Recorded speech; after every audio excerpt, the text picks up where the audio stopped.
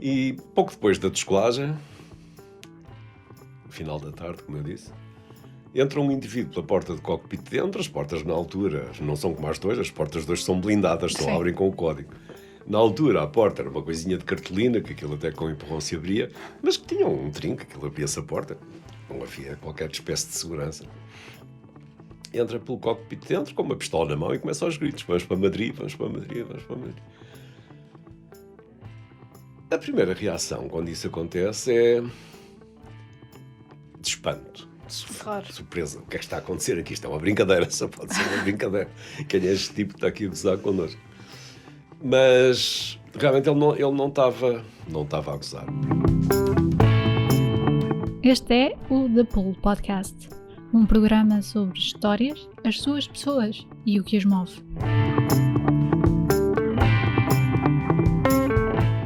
Hey guys, bem-vindos ao The Pool Podcast, eu sou a Kai Rocha. Neste episódio trouxemos à conversa José Guedes. Ele pilotou aviões da TAP durante cerca de 30 anos e lançou recentemente o livro sobre o seu percurso, O Aviador. Afinal, a sua indústria é uma que mudou muito nas últimas décadas, para além de que está cheia de peripécias e histórias, incluindo um sequestro. Antes de começar este episódio, apenas uma pequena lembrança. Nós, o The Pool, temos uma página de Ko-fi e outra de Patreon, em que vocês podem ajudar-nos a produzir este conteúdo regularmente, com uma pequena contribuição. E agora, o episódio. Esperamos que gostem e até já!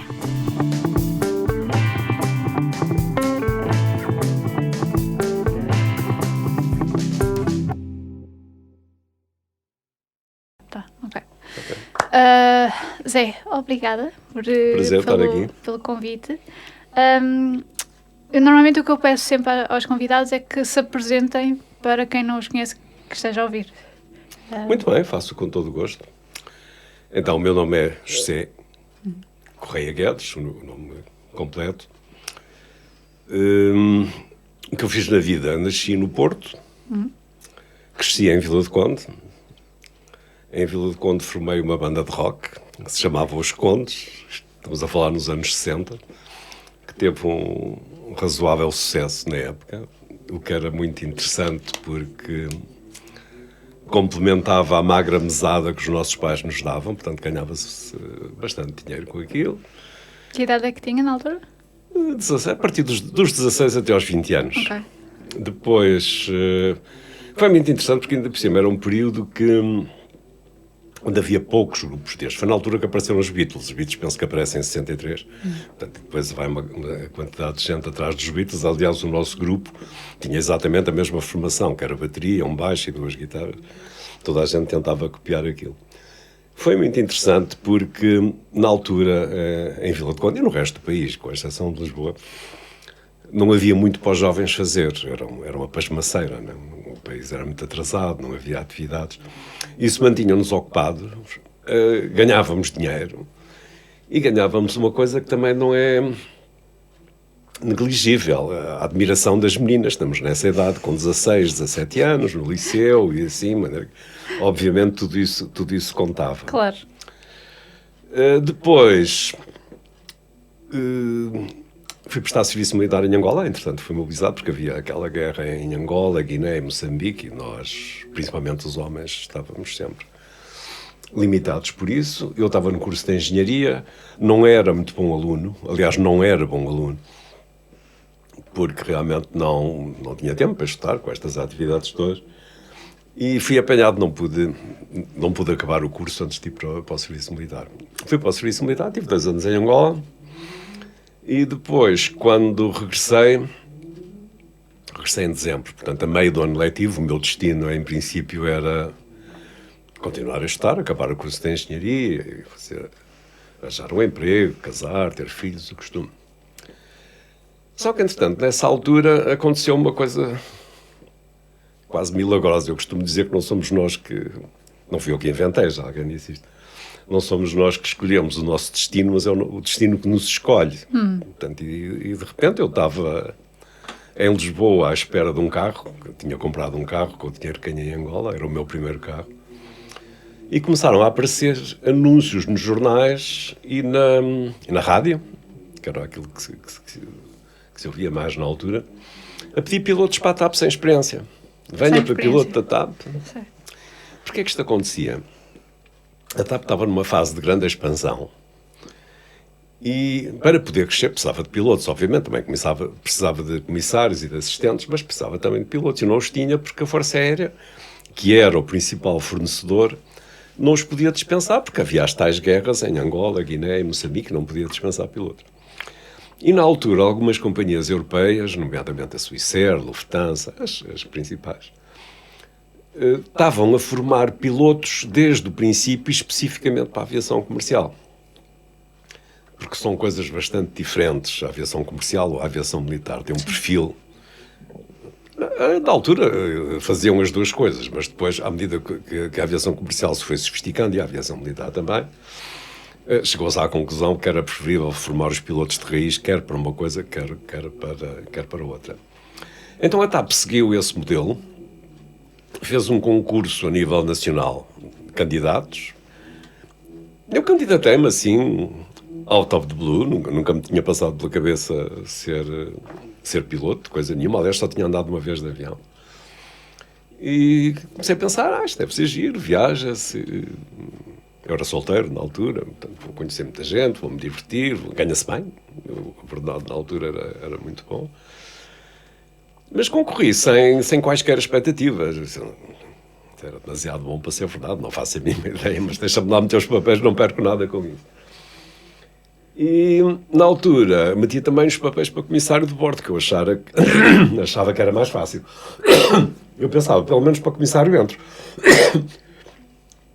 Peço desculpa. Vou beber um bocado de água. Força. Está aqui exatamente para isso. Uhum. E, de facto, assim aconteceu. Eu fui imediatamente aprovado para comissário de bordo, que também tinha um ordenado simpático, o resto era tudo igual, as viagens e os divertimentos e assim. Menos estudo, pressupunha menos trabalho. E meses depois fui aprovado então para o curso de piloto. Passei uma série de meses a fazer baterias de testes, quer psicotécnicos, quer técnicos, quer físicos, também era muito importante. Fui galgando diversas barreiras e, a determinada altura, recebo uma carta a dizer: olha, sim senhor, parabéns, você foi aprovado. E daqui a um ano, em fevereiro do ano que vem, vai para os Estados Unidos, para a escola assim, fazer o curso. E assim aconteceu. Eu ainda voei quase um ano como comissário, enquanto estava à espera do curso. E depois, em fevereiro de 71, se não estou em erro, fui para os Estados Unidos, para a Flórida, e estive lá um ano e meio, talvez um pouco mais, com mais um grupo de portugueses. E, como imagina, na altura, viajava-se muito pouco. Eu nunca tinha saído do país. Se considerarmos que Angola era também parte de Portugal, portanto, eu nunca tinha saído de Portugal, até aos 20 e poucos anos. E entrei para a TAP, e a primeira viagem que faço como comissário é para Nova Iorque. De maneira que o choque, a gente na altura ficava 5 dias em Nova Iorque, era assim uma coisa transcendente. Portanto, o choque cultural é assim um murro no estômago, na cabeça, em tudo, um murro bom, assim. É um fascínio, eu fiquei deslumbrado com aquilo tudo, e foi realmente um momento marcante na minha vida. Meses depois, como lhe disse, fui então para os Estados Unidos fazer esse curso, que foi fantástico. Eu tinha 23, 24 anos, na Flórida, tinha um aviãozinho pequenino para voar, andava para ali a viajar pelos estados adjacentes, a voar pelos estados adjacentes. Foi assim uma experiência inesquecível, porque até pagavam-nos o curso, e não só nos pagavam o curso, como ainda nos davam um dinheirinho de bolso para a gente sobreviver. Se for dizer isso hoje aos alunos que investem 100 mil euros para tirar o curso de piloto, eles ficam com um ataque de raiva, porque realmente as coisas mudaram imenso. Era a altura das vacas gordas, certo? Não era das vacas gordas, era uma coisa que estava a começar. A TAP estava a crescer, havia escassez de pilotos, a TAP e as outras companhias todas. Não se passa aquilo que se passa hoje com as low cost que proliferam por todo lado, e neste momento há uma necessidade gigantesca de pilotos para abastecer todas essas companhias que abrem e fecham todos os dias. Portanto, o mercado está em grande expansão. Depois, então, só para acabar a minha apresentação, voltei para Portugal e para a TAP, como é óbvio, comecei a voar. E todo este processo demorou 36 anos. Depois cheguei à idade da reforma. Na aviação, nesta profissão, há um limite em que nos obrigam a sair. Não podemos voar mais, que eu acho que é um limite sensato, porque a partir de determinadas alturas, determinada idade, e eu tenho perfeitamente a noção disso, a nossa cabeça não é a mesma coisa, os nossos reflexos não são a mesma coisa, a nossa paciência não é a mesma coisa, nada é a mesma coisa, a nossa vista. Não. E eu ainda consegui sair aos 60 anos, mas meses depois de eu sair, a legislação mudou e passou para os 65. Os meus colegas passaram a ter que voar mais 5 anos. E eu digo que tive muita sorte, porque eu, na altura já estava muito cansado, muito farto disto, e queria mesmo era mudar de vida. A partir daí comecei a ocupar tempo de outra forma, das coisas que eu gostava, nomeadamente com a música. Depois, se quiser, até podemos falar nisso, porque eu tive num projeto interessantíssimo. Posso falar agora? Sim. Só sou eu a falar, só se ouviu a minha voz até agora. Eu estou aqui só para guiar. Isto parece um monólogo. Então, mas isso para mim é ótimo. Continua. O foco não deve estar em mim, está no convidado. Pois, está bem. Não, eu acho tanta graça a isto que não me calo, de maneira que de vez em quando sugiro que me calo. Não, é interessantíssimo. E antes que me esqueça, porque um dos problemas da idade, eu tenho também a noção disso, é que a gente ou fala nas coisas que, no momento em que se lembra, ou passado um bocado depois já não se lembra. Então, como eu lhe disse, eu estive envolvido num projeto interessantíssimo, que isto aconteceu por volta de 2007, 2008. Houve uns miúdos, eu chamo-lhes de miúdos, porque eles, comparados comigo, eram os miúdos, à volta dos 30 anos, compraram uma farmácia ali em Santos, que ainda existe, que é a farmácia açoriana. E reconstruíram aquilo tudo, farmácia antiga, muito bonita, e resolveram pôr lá um piano branco, que ainda lá está, se lá for hoje, ainda lá está. E depois decidiram transformar aquilo numa espécie de farmácia FNAC, ou seja, continuava a vender aspirinas e as coisas todas que as farmácias vendem, mas também vendia, e aqui o vendia entre aspas, porque não vendia de facto, mas tinha cultura. E então faziam lá apresentações de livros, exposições de pintura, uma apresentação de um filme, que também vi lá, uma sessão de escultura. Ok. E um dia convidaram-me, alguém lhes disse que eu tocava piano, se eu queria ir para lá tocar, se tinha disponibilidade de ir para lá tocar, para animar os clientes que iam lá comprar os remédios.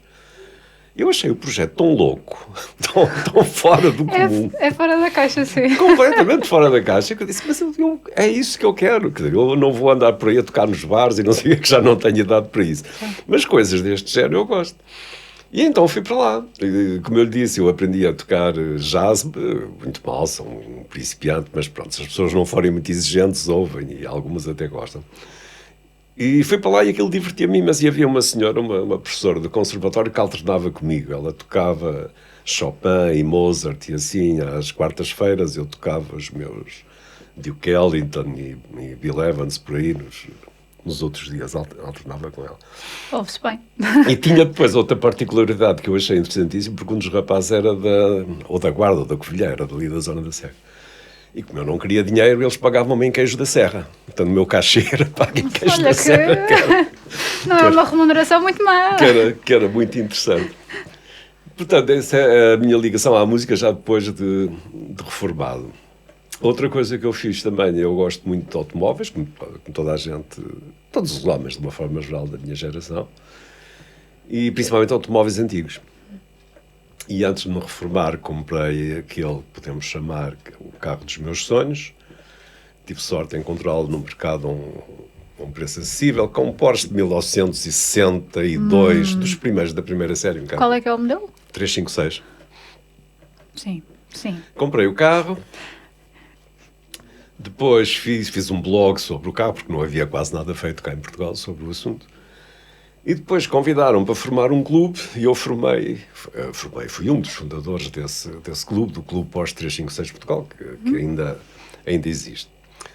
Entretanto, a minha mulher reformou-se, ela era professora do ensino oficial, E demos connosco a fazer rallies aí pela Europa e viagens e assim. E foi uma fase também muito interessante.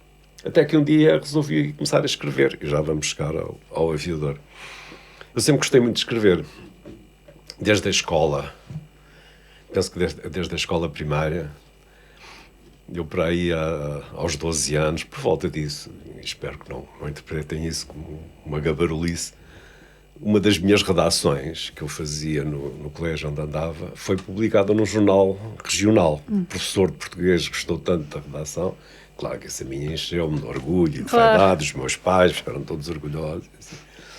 E eu sempre me estimulei a mim próprio para escrever, sempre gostei muito de escrever.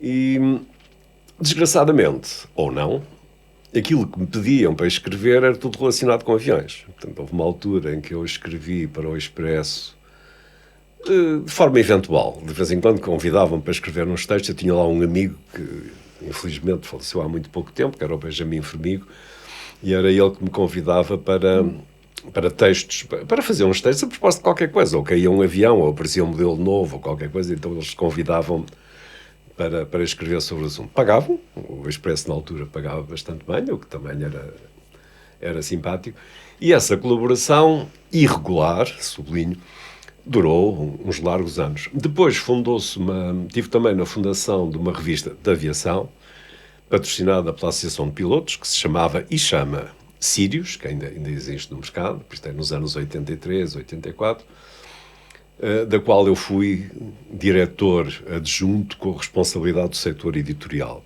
Eu é que convidava as pessoas que escreviam e colaboravam, e tínhamos nomes absolutamente extraordinários na altura a colaborarem. A Helena Vaz da Silva, que era a presidente do Centro Nacional de Cultura, o Fernando Peças, são nomes que assim já não dizem nada. O Carlos Cruz, que foi da RTP, também colaborava. O Zé Cardoso Pires, enorme escritor português.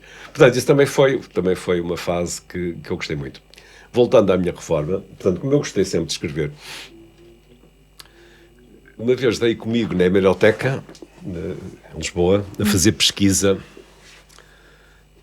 ainda relacionada com os carros antigos, que eu estava a escrever a história destes carros que eu lhe falei, de Porsche 356, a história deles em Portugal, porque vieram bastantes para Portugal.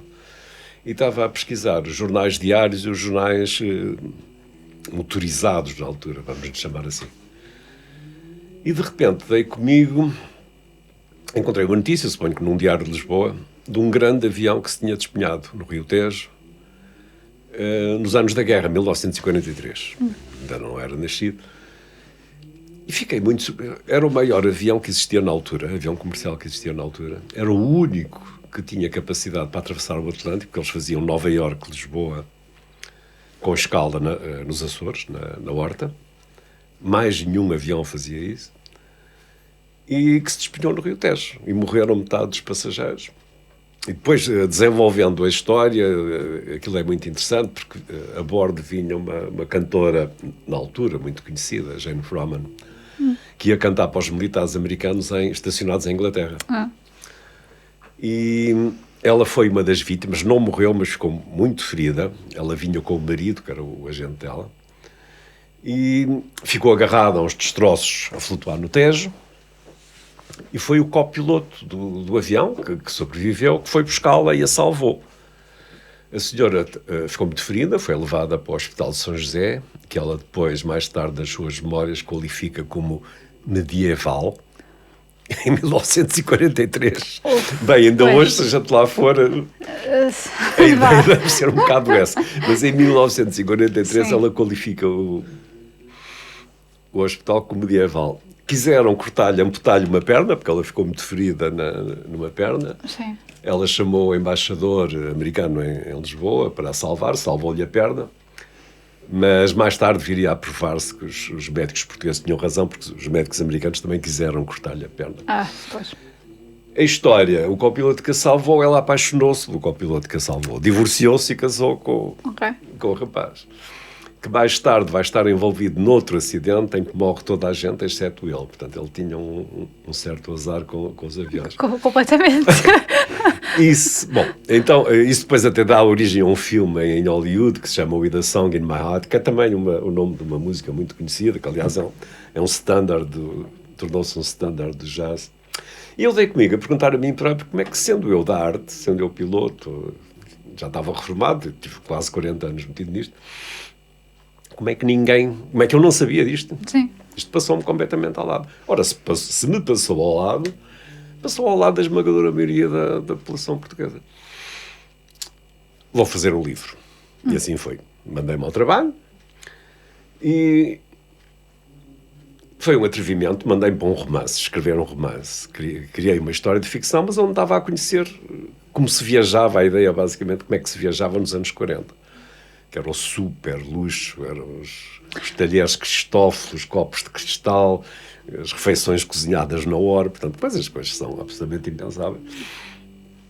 Porque na altura os aviões comerciais tinham que competir com os navios, os Queen Mary, as Queen Elizabeth, Exato. que eram super luxuosos. As viagens eram caríssimas, era uma fábula.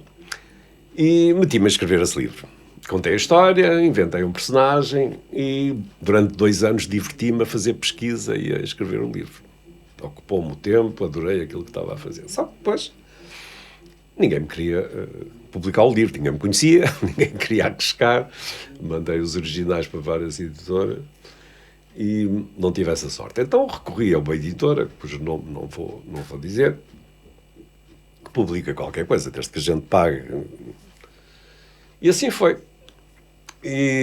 Só que o livro editado nessas circunstâncias, obviamente, pois a editora não faz promoção, não faz distribuição, que é uma coisa fundamental, né? Pôr os livros em Bragança, no Funchal. Sim. Não faz nada disso. Tinha uma lojinha aqui em Lisboa. De forma que se venderam muito poucos exemplares. Mas pronto, aquilo que me interessava era ocupar o tempo e divertir-me, e essa parte deu-me muito gozo. O livro, em minha opinião, é muito interessante. Agora tem-se vendido um bocado mais, empurrado pelo aviador. E, entretanto, as pessoas, principalmente os meus amigos, começaram a pedir-me para eu contar as minhas histórias dos aviões, porque tinha e tenho muitas, e aconteceu-me praticamente tudo. Fui sequestrado, essa história do sequestro é muito conhecida. Nasceram-me bebés a bordo, tive cenas de pancadaria, sei lá o que é que eu fiz. Tudo o que possa imaginar, exceto um acidente, perdão. Tudo isso eu tive. E dizia-me, tens que contar, ainda por cima tens graça a contar as coisas. E assim. Eu disse, então tudo bem, eu vou contar, eu vou escrever, mas já não vou cair naquela esparrela de querer escrever um livro. E onde é que eu vou escrever? Se eu quero que me leiam, eu não quero ganhar dinheiro com isto, não. Ou melhor, a ideia não é ganhar dinheiro com isto, nunca vou, aliás, acho que muito pouca gente em Portugal ganha dinheiro com os livros. Vou escrever, mas vou escrever no Facebook. Portanto, se há plataforma que pode atingir muita gente e que tem espaço, o Facebook permite. Sim. Sei lá, artigos, textos relativamente longos. Depois, ainda por cima, eu tenho muitas fotografias minhas feitas ao longo dos anos para ilustrar os artigos. E comecei a escrever as minhas histórias no Facebook. Sempre com uma preocupação. Eu sei que há muita gente que tem medo de voar. Fui confrontado com dezenas de casos ao longo da minha carreira e sei, há muitos trabalhos publicados sobre isso. Há vários níveis de medo, desde a pessoa que tem um medozinho até à pessoa que tem pânico absoluto. Assim. Portanto, eu não iria nunca contar histórias que assustassem as pessoas. Como é de esperar, ao longo da minha carreira eu tive várias situações difíceis de gerir, vários problemas, mas que fazem parte da profissão. Nós somos treinados para isso, somos supostos saber lidar com essas situações. Mas o cidadão comum, o viajante, não tem que saber isso porque fica assustado. Estas coisas, as pessoas já têm medo. Não lhe vou contar, lhe foi isto, aconteceu aquilo, tive que resolver. As pessoas ficam assustadas. Mas é que eu só vou contar histórias felizes e com um final feliz. E comecei, e tanto quanto possível, com humor, com graça. E, para minha surpresa, a página do Facebook começa a disparar em em likes, em seguidores, e assim, a determinada altura já tinha 500, depois passei para 1000, depois passei para 5000, depois cheguei aos 10.000, e eu pensava, mas isto está a ficar uma loucura. E quando cheguei a essa fase, recebo uma mensagem da Leia, vossos vizinhos aqui em Alfragide, que é só a maior editora portuguesa. Sim. Em que um senhor me disse, olha, vimos as suas coisas no Facebook e gostávamos de ter uma conversa consigo. E assim foi. No dia seguinte lá apareci ao encontro, muito simpáticos, e já saí de lá com um contrato assinado. Portanto, que é a situação mais confortável que pode haver. Eu sabia que ia publicar os meus textos, que iam ser publicados e que iam ser publicados profissionalmente, e depois editados e vendidos também de forma profissional, com o backup da maior editora portuguesa. Pronto, e o livro foi um sucesso, tem sido um sucesso, está já agora na 4ª edição, não para de crescer.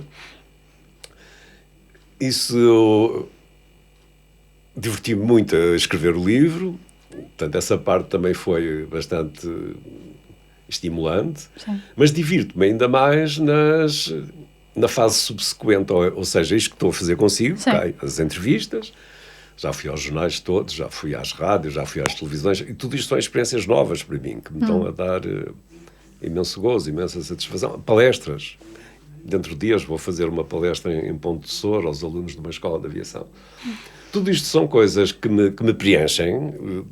Falo de coisas que eu gosto e que, enfim, sei qualquer coisa, de aviões e da minha profissão. Tenho o tempo bem preenchido, fazendo aquilo que gosto, e para encerrar a história da minha vida, chego obviamente também tenho filhas, tenho netos, que também preenchem uma parte muito significativa da minha vida, mas eu raramente falo sobre a minha componente familiar, que é feliz, que é boa, mas eles têm direito à sua privacidade. Claro. E pronto, cheguei a esta altura. Claro que tenho ainda mais alguns projetos na cabeça. Neste momento estão a fazer outro livro sobre uma biografia sobre um piloto, um dos pioneiros da aviação em Portugal, que é o Carlos Black. Espero ter esse livro cá fora meados deste ano. E quando esse estiver despachado, vou tentar fazer outro. Portanto, agora vou-me dedicar aos livros. Isto satisfaz-me muito. Estou a gostar. E pronto, é a história da minha vida. Sim, é uma história bastante preenchida, digamos. Vamos começar do início. Sim. Só, vou fazendo umas perguntinhas, porque, de facto, tantos acontecimentos que ocorreram na sua vida que eu acho que convém desmontar um bocadinho. Vamos lá, então. Portanto, de banda rock... É verdade. Portanto... para, militar, certo? Sim. Como é que, lá está, na altura, como é que foi essa transição? Porque eu imagino que, querendo, pronto, digamos que viver a vida do rock and roll depois para uma vida um bocadinho mais... Completamente diferente. Sim. Como é que encarou essa parte? É preciso situarmos na idade que eu tinha na altura, ou seja, andava aí pelos 20 anos. A banda de rock and roll, como eu já lhe disse, deu-me imenso gozo e algum dinheiro.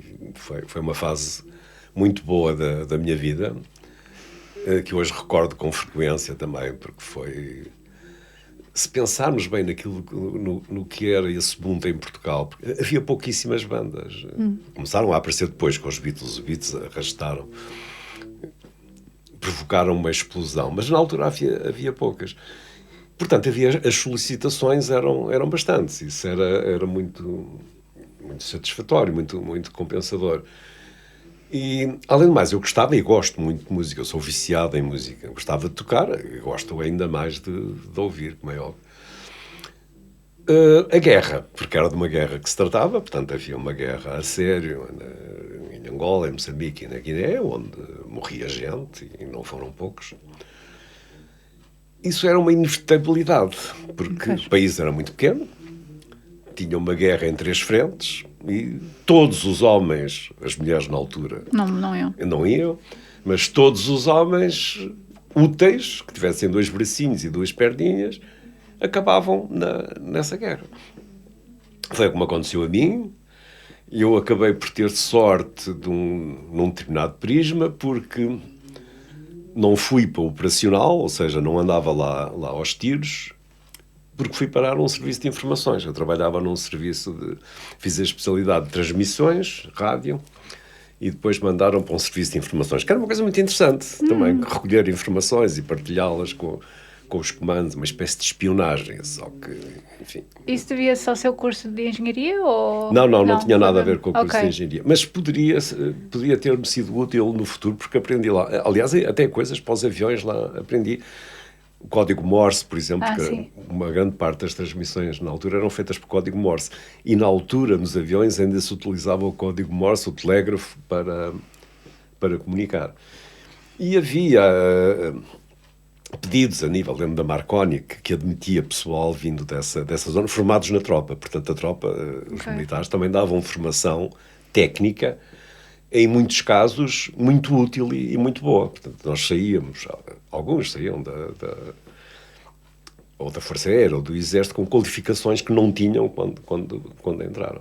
Eu tive um ano no interior de Angola, no leste de Angola, porque dirigia um posto de escutas, que estava as comunicações da Zâmbia e do Congo, que eram ali ao lado. Experiência muito interessante também. Só que estava lá num fim do mundo. Mas pronto, pelo menos não andava aos tiros e assim, essa parte era relativamente tranquilizadora. E depois, o ano seguinte, passei em Luanda, no quartel-general, portanto, aí já foram férias, porque ia para a praia, não havia tiros, não havia nada, isso já foi uma coisa completamente diferente. Mas a guerra marca muitas pessoas. Claro. Houve homens que foram para lá nessa altura, que sofreram stress de tal forma que nunca mais se curaram. Claro. Viveram, isso tem um nome, que é o stress traumático, pós-traumático, que aparece anos depois, e assim, houve indivíduos que ficaram maluquinhos o resto da vida, depois que falharam nos casamentos, nas profissões. Portanto, essa o país só muito tarde se sensibilizou para isso, porque aí até aos anos 80, 90, ninguém falava disso, morria gente. Só depois é que começaram a aparecer estudos sobre isso. E depois até eu ainda hoje recebo uma pequena pensão, uma ridícula pensão, por ter servido no ultramar. Obviamente que não contribui em nada para o meu bem-estar. Acredito que num ou noutro caso possa contribuir, mas a pensão é tão pequena que nós que não ajudou ninguém. Mas é simbólica. Sim. O reconhecimento que o país nos dá por termos servido em África. Do meu ponto de vista pessoal, despertou também o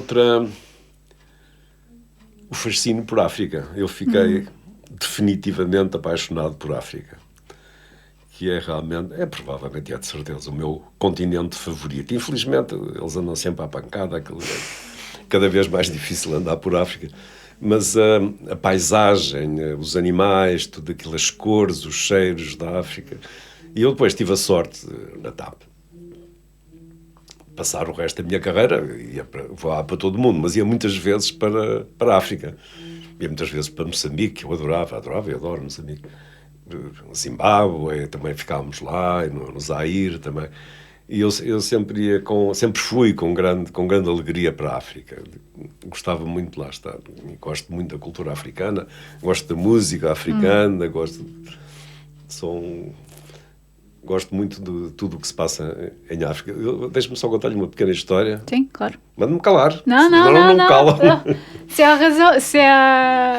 houver razão para eu parar, eu paro. Só a falar e confirmando aquilo que eu lhe estava a dizer sobre a África.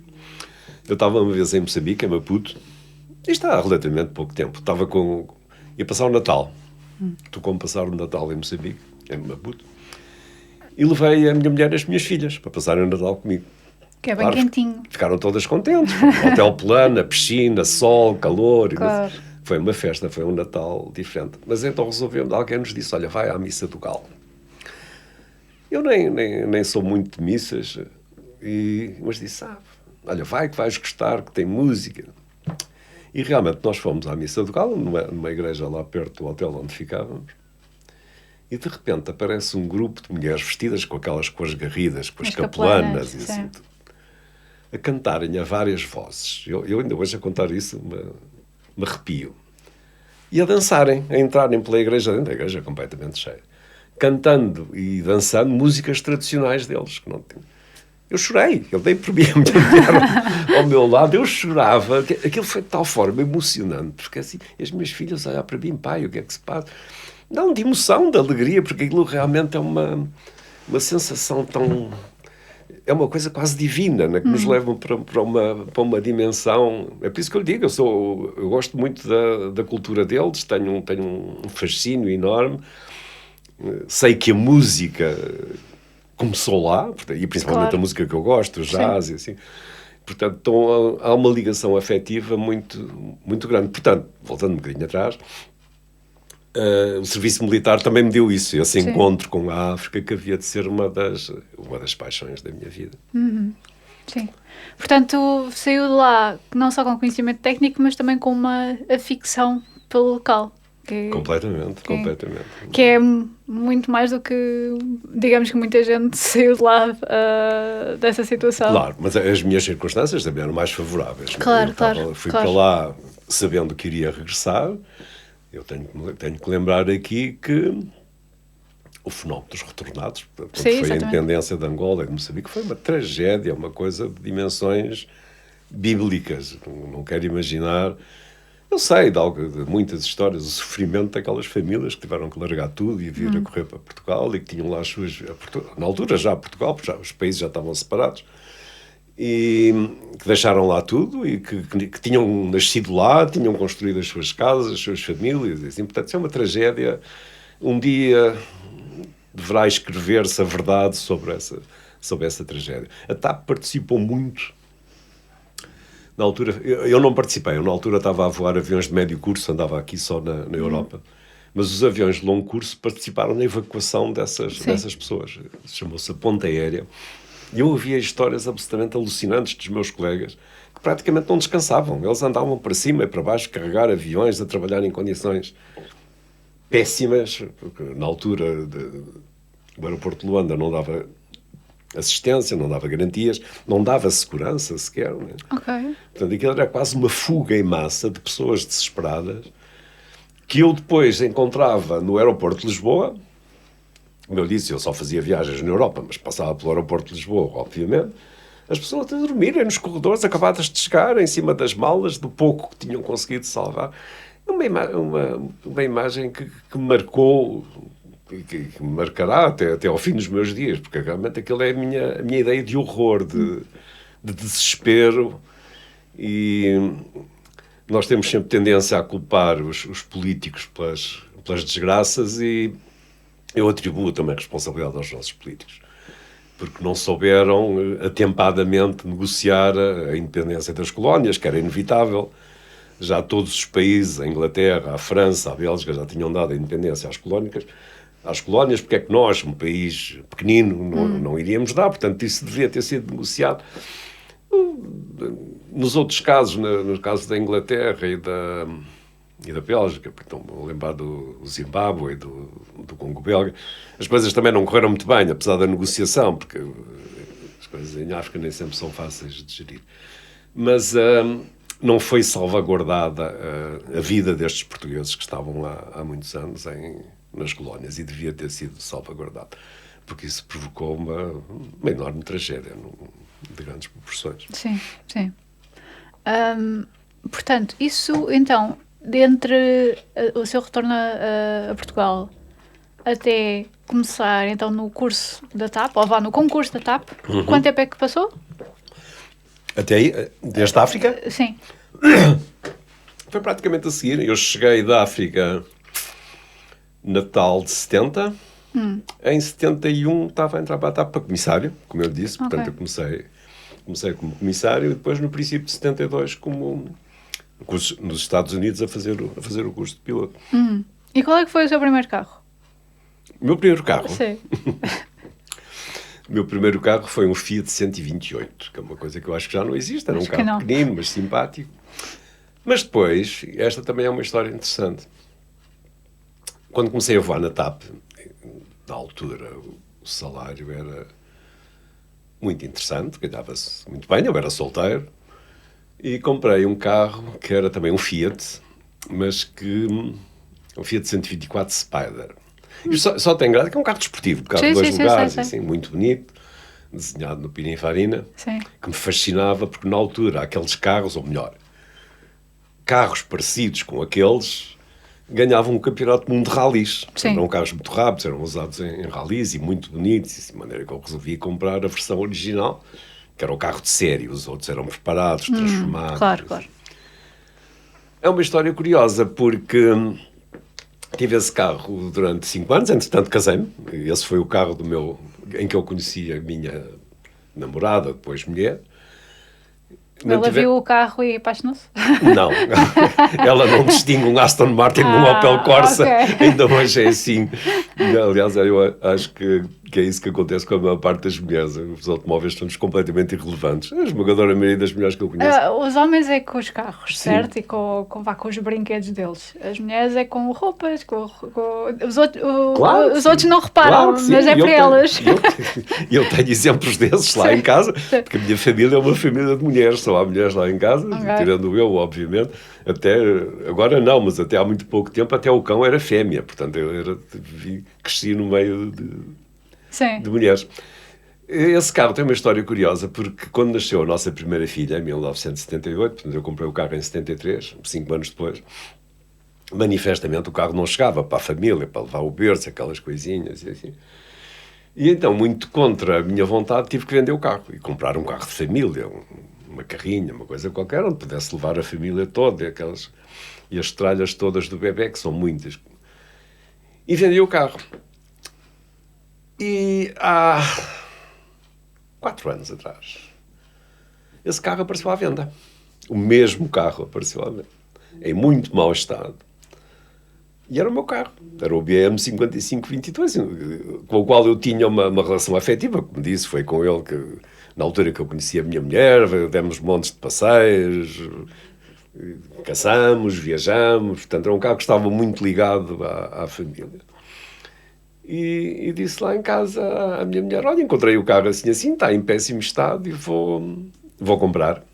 O que é que achas? E então ouvi pela primeira vez, na altura já com 40 anos de casado, ela a dizer, acho bem, porque ela sempre achou mal os carros que eu comprava, mas para que comprar outro carro? A maior parte das mulheres não acham graça nenhuma a isso. Mas que disparate que vais comprar outro carro, para quê? Este ainda está tão bom.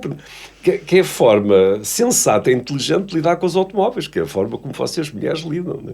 Nós, homens, é que somos mais emotivos e mais irracionais em matéria de Sempre de qualquer automóvel. coisa. Mas foi o único realmente que ela aprovou. Eu disse, custa-me a acreditar. Não, o nosso carro e tal. E então lá fui, comprei o carro, estava em muito mau estado, restaurei-o e hoje uso muito, até era para o trazer, mas hoje como estava a chover, eu não gosto de andar com aquele carro à chuva e trouxe o carro convencional. E, portanto, respondendo à sua pergunta, o primeiro carro foi um Fiat 128, esse pouco me marcou, porque, entretanto, fui para os Estados Unidos e tive que vender. Depois comprei lá um carro nos Estados Unidos por $300, que era um espanto, que já era automático, descapotável. Qual é que era? Era um Ford Falcon. Ok. Era Ok. muito giro. Tinha Sim. capota elétrica, um luxo que eu nunca tinha visto. Sim. E durante o ano e meio que lá estive, percorri e eu e os meus amigos, uma grande parte da Flórida e uma parte até da Geórgia, que é o estado lá de cima. Fartámos de fazer quilómetros nesse carro. Depois, quando vim embora, vendi-o pelos mesmos $300. Portanto, não perdi praticamente dinheiro com esse carro. Portanto, eu tenho também uma ligação afetiva com automóveis e, como disse, especialmente com automóveis antigos. Os atuais, o meu sonho de consumo neste momento em relação a automóveis atuais é um Volkswagen Golf, que é aquilo que eu tenho, que é o carro lá de casa, e é aquilo que eu quero continuar a ter, que é uma coisa que me satisfaz perfeitamente as necessidades e da família para o dia-a-dia. Claro. Agora, eu gosto dos antigos, sim. Tenho um Sim. fascínio muito especial pelos automóveis antigos. Diz-se que com os carros é até encontrares aquele carro que fica na tua cabeça. Os antigos? Qualquer um. Há sempre... Para as pessoas que dizem que não gosto de carro, ou não, para mim é um instrumento para ir de A a B. Sim. Dizem que é porque ainda não encontraste o carro que te chamou Dos a atenção. novos? Mesmo dos novos, Dos sim. recentes? Não, eu ao longo destes anos tive não sei quantos automóveis, 7, 8, 9, 10, por aí, não faço ideia. Porque eram necessários para o Claro, dia-a-dia, claro. né? Iam comprando e vendendo. Mas tive alguns mais, sei lá, mais interessantes, mas nunca tive nada especial, porque, como eu disse, concentrei-me, desde sempre, eu cresci em Vila do Conde, e em Vila do Conde havia corridas de automóveis, que era o grande evento. Em Vila do Conde não se passava nada durante o ano inteiro, era uma pasmaceira. Mas uma vez por ano havia as corridas de automóveis, e as corridas de automóveis transformavam a terra. E transformavam as gentes da terra. Nós ficámos fascinados a ver os carros de corrida que por lá passavam. E o ambiente que se vivia durante aqueles dias antes e os dias depois. Hoje ninguém liga nada a isso. Mas nos anos 60, estou a falar nesse período, as corridas em Vila de Conde, ou em Vila Real, ou em qualquer outro lugar, eram notícia de primeira página em todos os jornais e abertura das televisões e assim. Portanto, eram eventos de grande importância e os indivíduos que ganhavam as corridas eram figuras nacionais. Estou-me a lembrar do Ernesto Neves, que seria talvez foi o piloto com mais vitórias, ganhou 9 campeonatos, sim. António Peixinho, outros assim, que eram ídolos nacionais e que nós admirávamos muito. E então alguns carros também ficavam no nosso imaginário. E um desses carros é o carro que eu vinha comprar 40 anos depois, o tal Porsche 356, um carro que ficou... que eu achava que nunca poderia comprar, porque eles na altura eram exorbitantemente caros. Eu, então, como estudante, o meu pai era juiz, também não tinha grandes recursos. Tínhamos uma vida confortável, mas não dava para ter carros exóticos. Foi basicamente a concretização de um sonho. Quando eu cheguei aos 50 e tal anos e disse, eu posso comprar o carro dos meus sonhos. E depois, ainda por cima, tive a possibilidade de encontrar um carro em muito boas condições. E pronto, foi mais uma realização que me tem acompanhado e vai continuar a acompanhar até ao fim dos meus dias. Sim, sim. Mas a ficção por carros, por certos modelos de carros, depois traduz-se para certos modelos de aviões ou nem por isso? Não, são coisas completamente diferentes. De aviões estamos a falar em profissão. Sim, ok. Não, porque como há pessoas que gostam de ver, pronto, sim, eu também tenho os meus favoritos em matérias de aviação, mas vamos separar as coisas. A aviação é a minha profissão, é aquilo que eu fiz toda a vida, que fiz sempre o melhor que pude.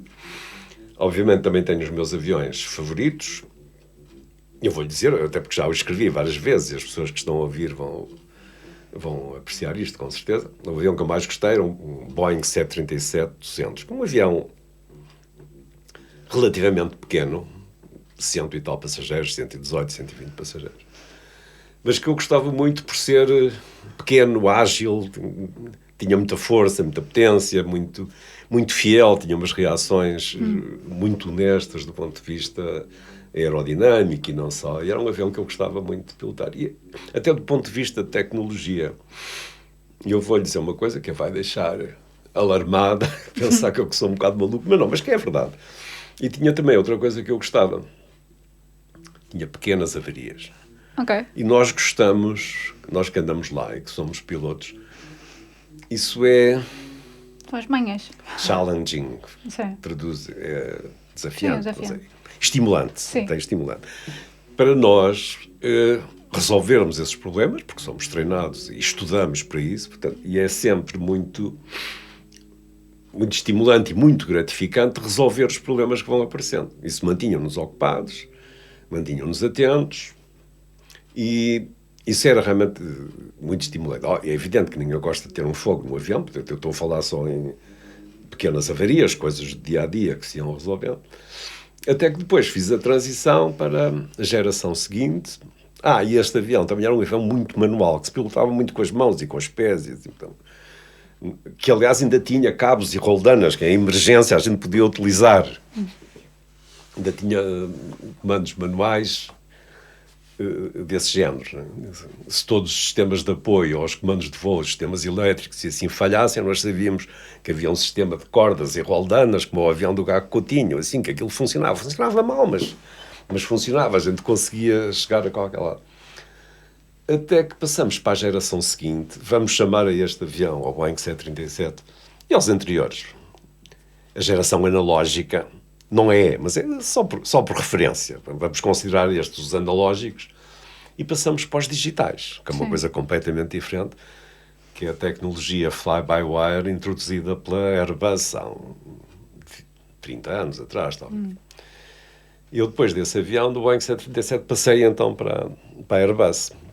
Primeiro fui comandante da A320 e depois da A340, onde estive. A A350 é o maior, o avião grande, que deixou agora de voar há pouco tempo, que era o maior avião que a TAP tinha, um avião de 300 passageiros, e no qual eu passei os últimos 9 anos da minha carreira.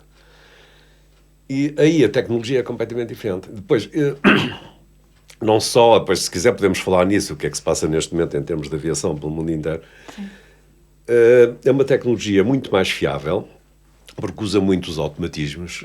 É um avião, esses aviões são super automatizados, tão automatizados que até certo ponto, por vezes até marginalizam um bocado o piloto, porque os engenheiros acham que os aviões serão, e não será uma grande mentira, serão tão mais seguros quanto menos intervenção humana houver. Ou seja, vamos entregar isto aos computadores.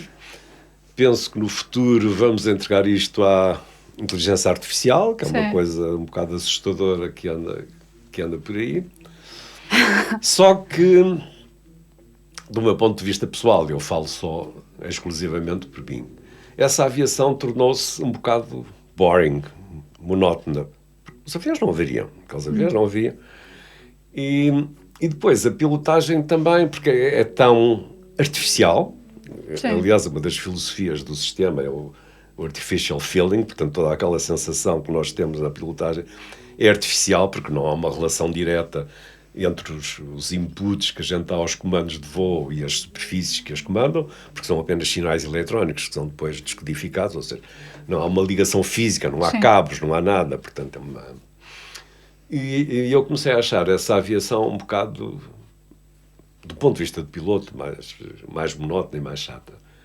Mais segura, é indiscutível, Sim. do ponto de vista de passageiro e assim, portanto houve um progresso em termos de segurança.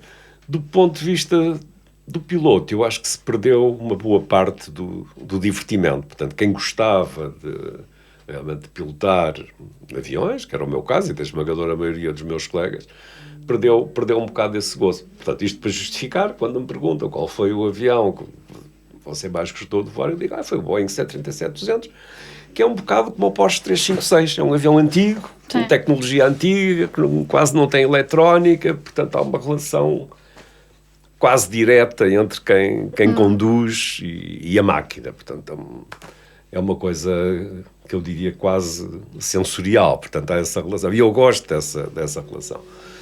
Provavelmente, e quase certeza, a geração a seguir a mim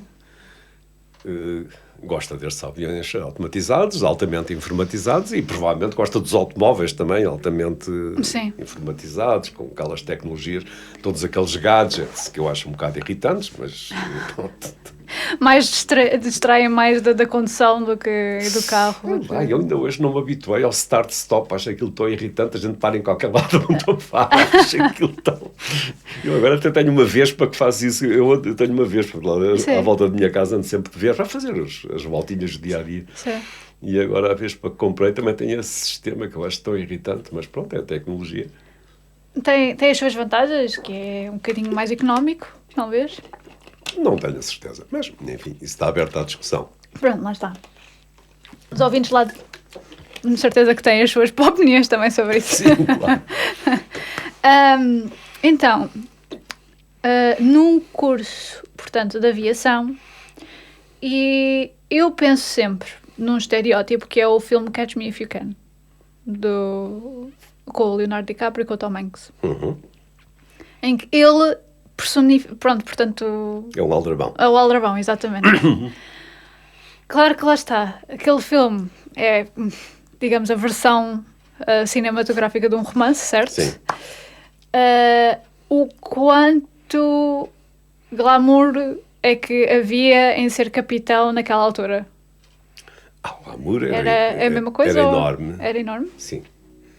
Penso que muito mais do que hoje. Porque depois também podemos falar nesse filme. Quando eu comecei, mas antes. Só uma coisa, posso só chegar um bocadinho mais para cá. É só por causa do... Não, a cadeira, isso. Pronto, tá ótimo. Antes de eu começar a voar, a geração anterior, que era a geração dos grandes românticos da aviação. A TAP tinha uma linha, que era a linha Imperial, que fazia a ligação entre Lisboa e Lourenço Marques, hoje Maputo. Era um avião pequeno, um salvado de guerra, que era o Dakota DC-3, que eram aviões de carga durante a guerra, e depois foram comprados a preço de saldo. Quando acabou a guerra, havia milhares desses aviões para vender. Quase todas as companhias começaram por usar esse avião. Só que eram aviões com pouca autonomia de voo. Voavam 2, 3, 4 horas, ainda por cima voavam devagar. Então essa linha Lisboa-Lourenço Marques, Maputo, demorava uma semana. Eram 7 tripulantes e 12 passageiros.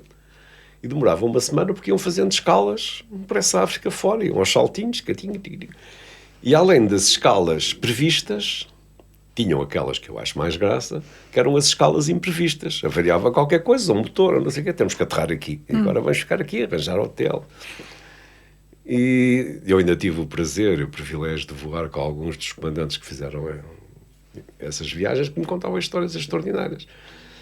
Este pequeno universo, 19 pessoas, 12 passageiros e 7 tripulantes, juntos durante uma semana, isto dava muitas coisas. Dava zangas, mas também dava paixões. Faziam-se casamentos e descasamentos e coisas, porque as pessoas a conviverem num espaço muito exíguo, em ambientes completamente estranhos. Portanto, tudo aquilo criava laços, criava afeto.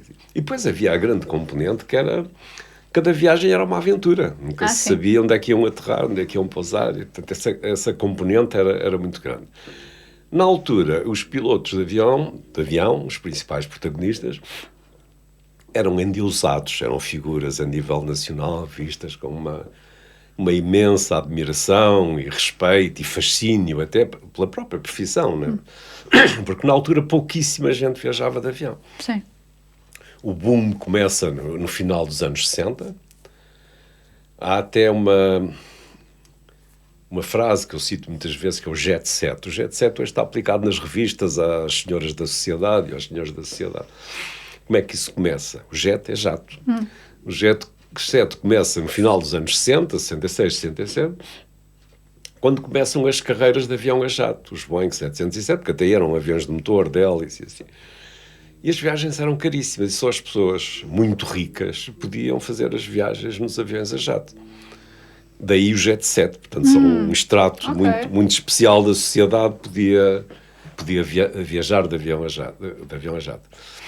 Obviamente, a tudo isso se associava à figura do comandante, do piloto. Portanto, que era E eu lembro perfeitamente do início da minha carreira, portanto, eu já chego a seguir essa fase. Eu sentia e gostava que às vezes as pessoas... Estava sempre à espera que me perguntassem, então o que é que você faz dos jantares? Eu dizia, eu sou piloto da TAP, e as pessoas ficavam... havia esta coisa. Era uma coisa nova, recente, portanto, isto dava estatuto social, dava dinheiro, a pressão era muito bem paga. Como acontece em tudo na vida, as coisas vão-se banalizando, né? E hoje em dia há milhões de aviões a circular, há milhões de pilotos, portanto, e quando as coisas se banalizam, essa imagem vai-se diluindo um bocado. Ainda é uma profissão muito respeitada, não tenho dúvidas em relação a isso, mas já não existe aquele endeusamento que havia há 30, 40 anos atrás, o endeusamento e o fascínio pela própria profissão. Acha que agora as gerações atuais, mais novas, não sonham, os miúdos pequenos não sonham, eu quero ser piloto de avião como antigamente? Muitos. Uma das vantagens deste livro que eu escrevi, O Aviador, e tenho uma página no Facebook sobre o livro, que já tem 25 mil seguidores, que é uma coisa que eu também acho espantosa. Isso proporciona-me, que eu acho muito interessante, a parte do Facebook, que é o relacionamento direto entre o autor e o leitor. Todos os dias, ainda hoje, todos os dias eu recebo mensagens ou de miúdos que querem ser pilotos e que me pedem conselhos, o que é que eu faço, o que é que eu não faço, de pessoas que têm medo de andar de avião, que é uma coisa muito interessante. eu por vezes digo aos meus amigos que estou a caminho da canonização. Eu vou ser canonizado. Porque as pessoas pedem-me conselhos, aparecem pessoas aerofóbicas, a grande maioria mulheres. E porquê? Porque os homens têm vergonha de dizer que têm medo. Têm tanto ou mais medo que as mulheres. Isso não tenho a mínima dúvida sobre isso. Mas quem aparece a pedir ajuda e a pedir conselho, posso citar dezenas de casos e não estou a cometer qualquer espécie de exagero, são senhoras que têm pânico de nada de avião, casos, alguns absolutamente doentios que chegam à porta de embarque e têm ataques de pânico e voltam e coisas dessas, coisas que eu compreendo muito bem. Aliás, algumas das histórias que eu conto no livro, no avião, têm a ver com isso, com crises de pânico que aconteceram no avião e que depois se resolveram muito bem. Portanto, isso existe. E eu estava falando, já não sei a propósito de quê.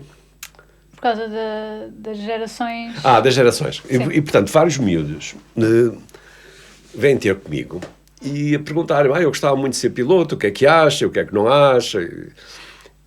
Porque o investimento não é brincadeira. Um curso de piloto hoje custa, bem medido, à volta 80, 100 mil euros, depende das escolas, e sem qualquer espécie de garantia de entrar na TAP ou qualquer outra companhia grande. Né? Portanto, eles vão fazer um investimento de risco que pode ou não ser bem sucedido. Depois vão trabalhar para companhias secundárias, que há várias que aceitam pilotos, mas pagam mal. Portanto, estamos a falar das companhias low cost e assim, cujos ordenados são... Aliás, as companhias low cost vieram transformar o mundo da aviação em muitos aspectos. Né?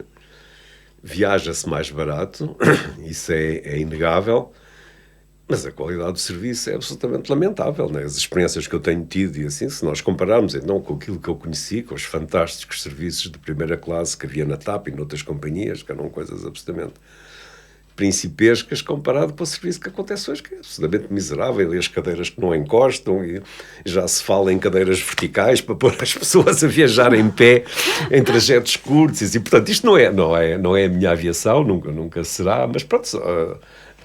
E eu digo isso tudo às pessoas que me perguntam, aos jovens que me perguntam, rapazes e raparigas, que há muitas a quererem ser pilotos também.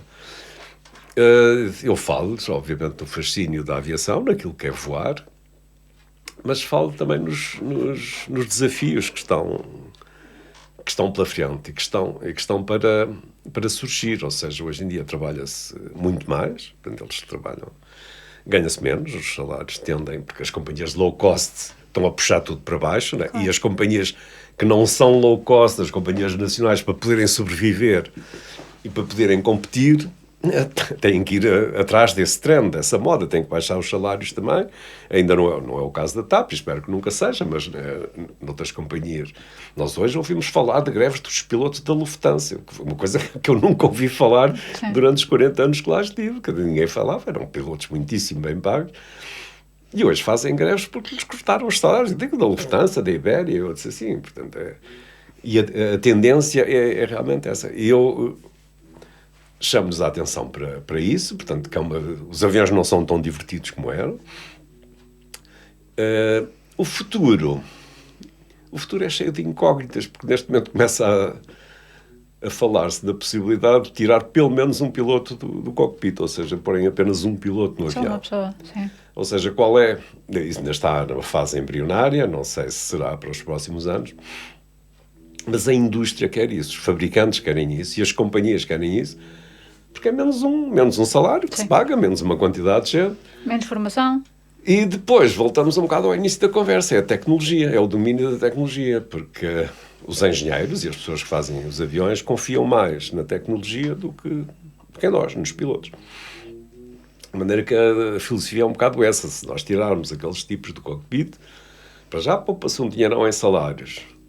E depois, se calhar, os aviões ficam mais seguros, porque não há erro humano, não há o fator humano envolvido. Em princípio, os computadores não falham. Em alguns casos, tivemos agora uma tragédia muito grande com os 737 MAX, em que houve 2 acidentes muito graves provocados por um sistema informático, por um computador. Mas, de uma forma geral... Nós temos é que estar preparados, porque já não será o meu mundo, mas o seu e dos nossos filhos, dos meus filhos e netos, vai ser um mundo completamente diferente, porque há grandes transformações que se adivinham. Uma das coisas que eu falo muitas vezes é da inteligência artificial, Sim. que vai modificar muita coisa na nossa forma de viver e na nossa civilização. E, obviamente, vai afetar os transportes aéreos, marítimos e por aí fora. Portanto, vai haver... E eu sinto na obrigação de alertar as pessoas que hoje começam uma carreira que há grandes desafios pela frente, que há coisas extraordinárias que vão acontecer. Boas e, em alguns casos, más também. Sim. Pois, lá está, já estão a trabalhar nos carros que não precisam de condutores, não é? Portanto, Completamente autónomos. Sim. Portanto, os aviões... Sim, os aviões lá chegarão, os navios, os comboios que já existem. Né? Sim, exatamente. Isso vai. Qual é a diferença do papel do piloto e do copiloto? Nenhuma. Não é diferença nenhuma? Não existe nenhuma diferença. Ok. Fazem exatamente a mesma coisa. O comandante, por norma, é mais experiente, é mais antigo, mais velho. E por razões de hierarquia, é o responsável por aquilo tudo. Em determinadas circunstâncias, por exemplo, no caso do Funchal, que nós temos, que é um aeroporto especial, Sim. Já me só os assustei lá. comandantes é que estão autorizados a aterrar e descolar, porque é um aeroporto com características especiais e parte-se do princípio, e que é verdadeiro, que o comandante normalmente tem mais experiência. Né? O copiloto está ainda numa fase de aprendizagem e agora fazem exatamente a mesma coisa, têm os mesmos comandos de voo. Aliás, nós normalmente alternamos. Okay. Se eu vou para o Rio de Janeiro, eu descolo de Lisboa, eu, o comandante, e aterro no Rio de Janeiro, e o copiloto faz o inverso, descola do Rio de Janeiro e aterra em Lisboa. Ou trocamos. Portanto, o trabalho normalmente é dividido a meias. Só que o que está a acontecer, quando eu cheguei aos aviões, princípio dos anos 70, havia 5 homens no cockpit. Eu digo homens porque na altura só havia homens. Sim. 5? E agora há 2. Pois. E com toda a franqueza, e principalmente no médio curso, no longo curso, no médio curso sim, justifica-se, porque há muitas aterragens, subidas, descidas, o trabalho repartido por 2 é intenso. No longo curso sobra tempo, portanto não há trabalho para... Daí começar-se a pensar em tirar um do cockpit. A coisa é um bocado perversa, porque os sistemas dos aviões têm que ser todos, por definição, todos redundantes. Não pode haver só um piloto. Qual é o projeto, então? Aquilo que eu tenho lido, não quer dizer que seja esse o definitivo. É ter um piloto lá em cima e ter outro piloto cá em baixo. Numa consola, tipo piloto de drone. Ok. Sabe que os drones Sim. que andam Longa distância, sim. no Afeganistão são comandados na América, né? Claro. A grande distância. Portanto, portanto, existe tecnologia para fazer o controle de um voo a partir do solo. Essa tecnologia já existe há muito tempo. E então haveria um piloto lá em cima e um piloto cá em baixo. Não sei se os passageiros vão gostar disso. Eu, pessoalmente, não gosto dessa ideia. Mas... Porque retira-o do contexto ou... Por um lado, porque desvaloriza o piloto, que é uma coisa que eu não quero que aconteça. Entregar o destino do avião a uma máquina não é uma coisa que me agrade. Podemos discutir se é mais seguro, se não é mais seguro. Mas eu, enquanto piloto, não gosto disso. Eu quero sempre ter a última palavra. Estando no avião, quero sempre ter a capacidade de ter a última palavra. E algumas tecnologias que por aí andam, algumas até em serviço. Este caso de... Cá não conheço a história, mas alguns dos ouvintes conhecem. Dos acidentes com estes 737 MAX que mataram uma quantidade de gente e que só não deram cabo da Boeing porque... Sim, a Boeing está numa crise é too big to fail, é demasiado grande porque aquilo é o maior exportador dos Estados Unidos, só. Não pode falhar. Porque senão tinha fechado. Porquê é que isto aconteceu? Porque os fabricantes meteram no avião um sistema, um computador, que atua sobre umas superfícies de comando em determinadas circunstâncias. E não deram cavaco a ninguém. Os pilotos, aqueles desgraçados que lá iam, nem sequer sabiam que aquilo existia. Sim. Nem sequer sabiam que aquilo existia. Que eu acho isto uma coisa, uma perversão. Portanto, já nem falo na falta de respeito, é falta de respeito total, mas é o desprezo começa-se a sentir, é isso que me choca, começa-se a sentir os fabricantes a desprezar o piloto, que é a ideia que a mim me repugna, né? E que não lhe dá sequer, agora vão dar, claro, vão ter que fazer cursos sobre isso e treino e não sei o quê, mas na altura aqueles desgraçados foram apanhados sem saberem o que é que haviam de fazer. Eles nem sabiam que aquilo que existia. Se eles soubessem que aquilo existia, a solução até era relativamente simples. Eu conheço bem o sistema, voei a 737 muitos anos. Agora, eles são completamente enganados, desprezados, metem-lhes uma coisa no avião e não dizem nada a ninguém. Portanto, isto é uma coisa de uma responsabilidade total, criminosa mesmo. E a Boeing tem várias ações criminais por causa disso. Eu trago esta história à conversa porque realmente ilustra um bocado isto que eu estava a dizer. A indústria, principalmente os fabricantes, começam a mostrar um desprezo total pelo piloto. Eles confiam na tecnologia, vamos tirar estes tipos daqui e a aviação será muito mais feliz e nós ganhamos muito mais dinheiro, porque, no fundo, o que está sempre subjacente a estas questões todas são questões económicas. Não é? Claro. Sim. E pronto, portanto, essa aviação, confesso que não me entusiasma de jeito nenhum. E eu digo isso aos jovens, olha, vocês preparem-se, porque realmente eu penso que os jovens estão mais preparados, porque hoje a tecnologia evolui diariamente, né? Portanto, estão sempre a acontecer coisas, portanto eles sabem que o mundo daqui a 4 ou 5 anos é diferente do que é hoje. Na minha geração as coisas passavam-se mais devagar, mesmo assim eu achei que passaram depressa demais. Portanto, eu penso que eles devem estar alertados e devem estar preparados para as coisas que se adivinham e que vão acontecer em relação à profissão. Portanto, há grandes desafios pela frente. E em relação... Podemos falar um bocadinho sobre o tal sequestro? Se quiser. É que intrigou-me bastante. Ai, nunca ouvi uma história dessa, não se esqueça. Não. Acho que deve ser a única pessoa em Portugal que nunca ouviu. Já contei tantas vezes. Mas just in case alguém não tenha ouvido.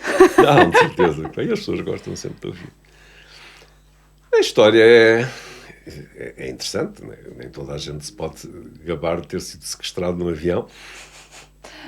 Não sei se é bem se é gabarulice, mas... Não, é porque... Pronto, mais uma vez... Eu conto a história no livro, porque é uma história que acabou bem e teve um final feliz. Eu vou tentar resumir, porque a história é mesmo muito longa. Isto era um voo pequeno, eu ia para Faro, eu era copiloto na altura ainda. Estamos a falar em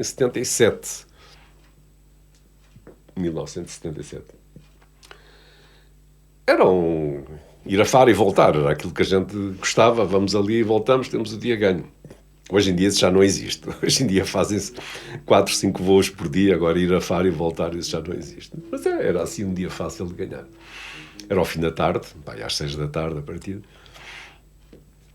E pouco depois da descolagem, no final da tarde, como eu disse, entra um indivíduo pela porta de cockpit dentro. As portas na altura não são como as duas, as portas de hoje são blindadas, só abrem com o código. Na altura, a porta era uma coisinha de cartolina, que aquilo até com empurrão se abria, mas que tinha um trinco, aquilo abria-se a porta. Não havia qualquer espécie de segurança. Entra pelo cockpit dentro, com uma pistola na mão e começa aos gritos. Vamos para Madrid, vamos para Madrid, vamos para Madrid. A primeira reação, quando isso acontece, é de espanto, de surpresa. O que é que está a acontecer aqui? Isto é uma brincadeira, só pode ser uma brincadeira. Quem é este tipo que está aqui a gozar connosco? Mas, realmente, ele não estava a gozar. Era mesmo a sério, ele tremia muito, era um jovem, bastava olhar para ele, muito novo, tinha na altura 17 anos. Tremia muito, muito nervoso, o que é perigoso, não é? Muito perigoso. Um indivíduo muito nervoso. Um profissional não treme, não é? Sabe o que estava a fazer e não dispara por dar cá aquela palha. E então tentamos perceber o que é que estava a acontecer. Ele começou por apontar a arma à cabeça do flight engineer, que era na altura havia 3 no cockpit, o comandante, o copiloto e o mecânico, o que opera os sistemas do avião. Apontou à cabeça dele, depois apontou-me a mim. Eu era o mais novo daquele cockpit, de longe o mais novo. E o que é que se passa? O que é que se passa? Vamos para Madrid. E eu ou o comandante, já não me lembro, talvez o comandante disse, nós não temos combustível para ir para Madrid, só temos combustível para ir para Faro. E ele aí diz, não tenha, que eu estive a estudar e sei que levam sempre combustível para ir para um alternativo, portanto vocês tenham combustível para ir para Madrid e vamos já para Madrid. E assim foi. Na altura era preciso avisar os passageiros que não íamos aterrar em Faro, e o comandante pega no Coutinho Ramos, pega no microfone e diz aos passageiros, infelizmente não vamos poder aterrar em Faro devido às más condições atmosféricas e vamos aterrar em Madrid. É uma coisa muito estranha, não cabe na cabeça de ninguém, mas pronto.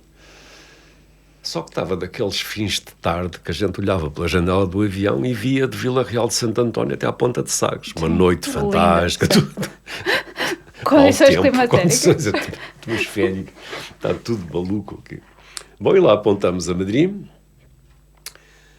E eu aí terei jogado a cartada que resolveu aquilo. Como tínhamos algum tempo, a viagem demora quase uma hora para Madrid. Senta-te, acalma-te, começa a tratá-lo por tu, que eu acho que é uma coisa que aproxima as pessoas. E como eu era mais novo, também criava alguma proximidade. Como é que tu te chamas? O que é que se passa? E ele sentou-se, sempre com a arma na mão, sempre com a arma apontada, baixa a arma, deixa lá, a gente vai fazer o que tu queres. E até que acontece ele sai com uma frase mágica, em que todos nós percebemos que a coisa viria a resolver-se. E uma frase mágica que só é possível em Portugal, em mais país nenhum do mundo. E que se vira para nós e diz assim: os senhores desculpem o trabalho que lhes estou a dar. Isto é Monty Python. Isto é Monty Python. E eu disse, muito bem, pronto, então diz lá, o que é que se passa? O que é que queres? À chegada a Madrid, eu digo. Lá fomos para Madrid, obviamente o pessoal de cabine, a chefe de cabine ficou muito preocupada, a porta do cockpit, entretanto, ficou trancada, ela não podia entrar. Sim. Dizia ela depois que suspeitou que um de nós, pilotos, tivesse morrido, que houvesse qualquer coisa estranha ali no cockpit. Não, o avião estava mesmo sob sequestro. À chegada a Madrid, aterramos em Madrid. Entretanto, existe no avião um sistema em que nós podemos comunicar com a torre de controle a dizer que o avião está sob assalto, está sob sequestro. Ok. Obviamente eu não vou dizer como é que isso funciona, Claro. Mas na altura o controle aéreo de Portugal ainda não estava equipado com esse sistema, mas o controle aéreo de Espanha estava. Portanto, nós acionamos esse sistema e os espanhóis ficaram a saber que o avião estava sob sequestro. Aterramos em Madrid e mandaram-nos imediatamente, que isso é o protocolo, para uma zona afastada. O avião foi para uma zona afastada e foi imediatamente cercado pela polícia de choque deles, pelas brigadas antiterroristas. Estamos a falar em 1977. Nesta altura, tinha havido uma série de sequestros de aviões protagonizados por grupos pela Al-Fatah, da Palestina, pela Fatais, portanto, em que morreu muita gente, pelas Brigadas Vermelhas, pelos Baader-Meinhof, havia uma série de grupos da extrema esquerda que estavam a sequestrar aviões. E havia muita preocupação em relação a isso. Os espanhóis, como não sabiam o que é que se estava a passar, Claro. tomaram precauções e cercaram o avião. E então foi aí que o sequestrador disse o que é que realmente queria. Então ele queria 20 milhões de dólares, queria um resgate de 20 milhões de dólares e queria um salvo-conduto para a Suíça, pensando ele na sua imensa ingenuidade que uma folha de papel que o libertava, que o impedia de ser preso logo que pusesse os pés em qualquer lado. Mas pronto, nós, entretanto, chamamos o embaixador de Portugal em Espanha, o embaixador João Sá Coutinho, do qual acabei por ficar amigo depois disso, que veio para a torre de controle negociar. E nós dissemos ao Sr. Embaixador que o sequestrador quer 20 milhões de dólares e um salvo-conduto para a Suíça. Pronto, vou falar com o Sr. Primeiro-Ministro, Sá Carneiro, na altura. E já nos deu a resposta. E passado um bocado vem a resposta. O Dr. Sá Carneiro diz que nem pensar. Não. Para já, duvido que até o Banco de Portugal tivesse 20 milhões de dólares em 1977, que o país estava todo virado de pantana. Sim. E a dizer que não, senhora, não há dinheiro, negociem e resolvam o problema. Portanto, aí as coisas complicaram-se. O Banco de Portugal também nós queríamos 20 milhões. Eu entretanto tinha estabelecido essa relação com o rapaz, com o assaltante. Isto é um fenómeno muito curioso que passou a ser conhecido no mundo como a síndrome de Estocolmo, que é a relação que se estabelece entre assaltante e assaltado em qualquer circunstância. Sim. Portanto, porque um tem direito, tem poder sobre a vida do outro, e o que está ameaçado também tem algum poder porque pode ajudar a resolver o problema do que está a atacar. Portanto, estabelece essa relação afetiva, e essa relação afetiva criou-se mesmo. Porque eu de repente, eu que era sequestrado, isso acontece até ao fim do processo, eu passei a ser amigo dele. E ajudei-o, e de que maneira? Já lhe vou contar o resto. Portanto, essa relação estabelece, e muito sensatamente, o comandante, quando se apercebeu da existência dessa relação, ou seja, que ele me tinha escolhido como interlocutor privilegiado, delegou em mim, tenta resolver o problema, é contigo que ele quer falar, e assim foi. A grande preocupação na altura era que os espanhóis nos atacassem o avião, que entrassem pelo avião dentro e provocassem um banho de sangue. Isso esteve prestes a acontecer porque anos mais tarde, 3 ou 4 anos mais tarde, o tal embaixador Sá Coutinho foi para embaixador no Vaticano. A nossa embaixada é uma coisa lindíssima, é um palácio do século XVIII, e convidou-me a mim e a minha mulher para ir lá passar um fim de semana. E na altura ele disse-me, eu nunca lhe disse isto, mas enquanto duravam as negociações, a Brigada Antiterrorista Espanhola teve num avião da Ibéria igual ao vosso a treinar a entrada no avião, a abordagem no avião. O que teria sido uma tragédia completa, porque desde o princípio nós dissemos ao embaixador, ao senhor embaixador, segura os espanhóis, isto é um miúdo, ele tem 17 anos, ele está nervoso, nós vamos conseguir resolver isto, mas segura essa gente que é para eles não provocarem uma tragédia, um banho de sangue. Bom, assim foi. Depois tivemos vários problemas para resolver, havia passageiros a bordo, havia senhoras, crianças, e como era um voo muito pequeno para Faro, não havia comida a bordo, só havia chá, café, laranjada, coisa assim. Eu disse, temos que fazer qualquer coisa, mandar vir comida, as pessoas morrem à fome. E ele mostrou-se muito renitente, não queria que viessem coisas para bordo, porque podiam vir ou rádios ou qualquer coisa que denunciasse o que se passava lá dentro, e recusou.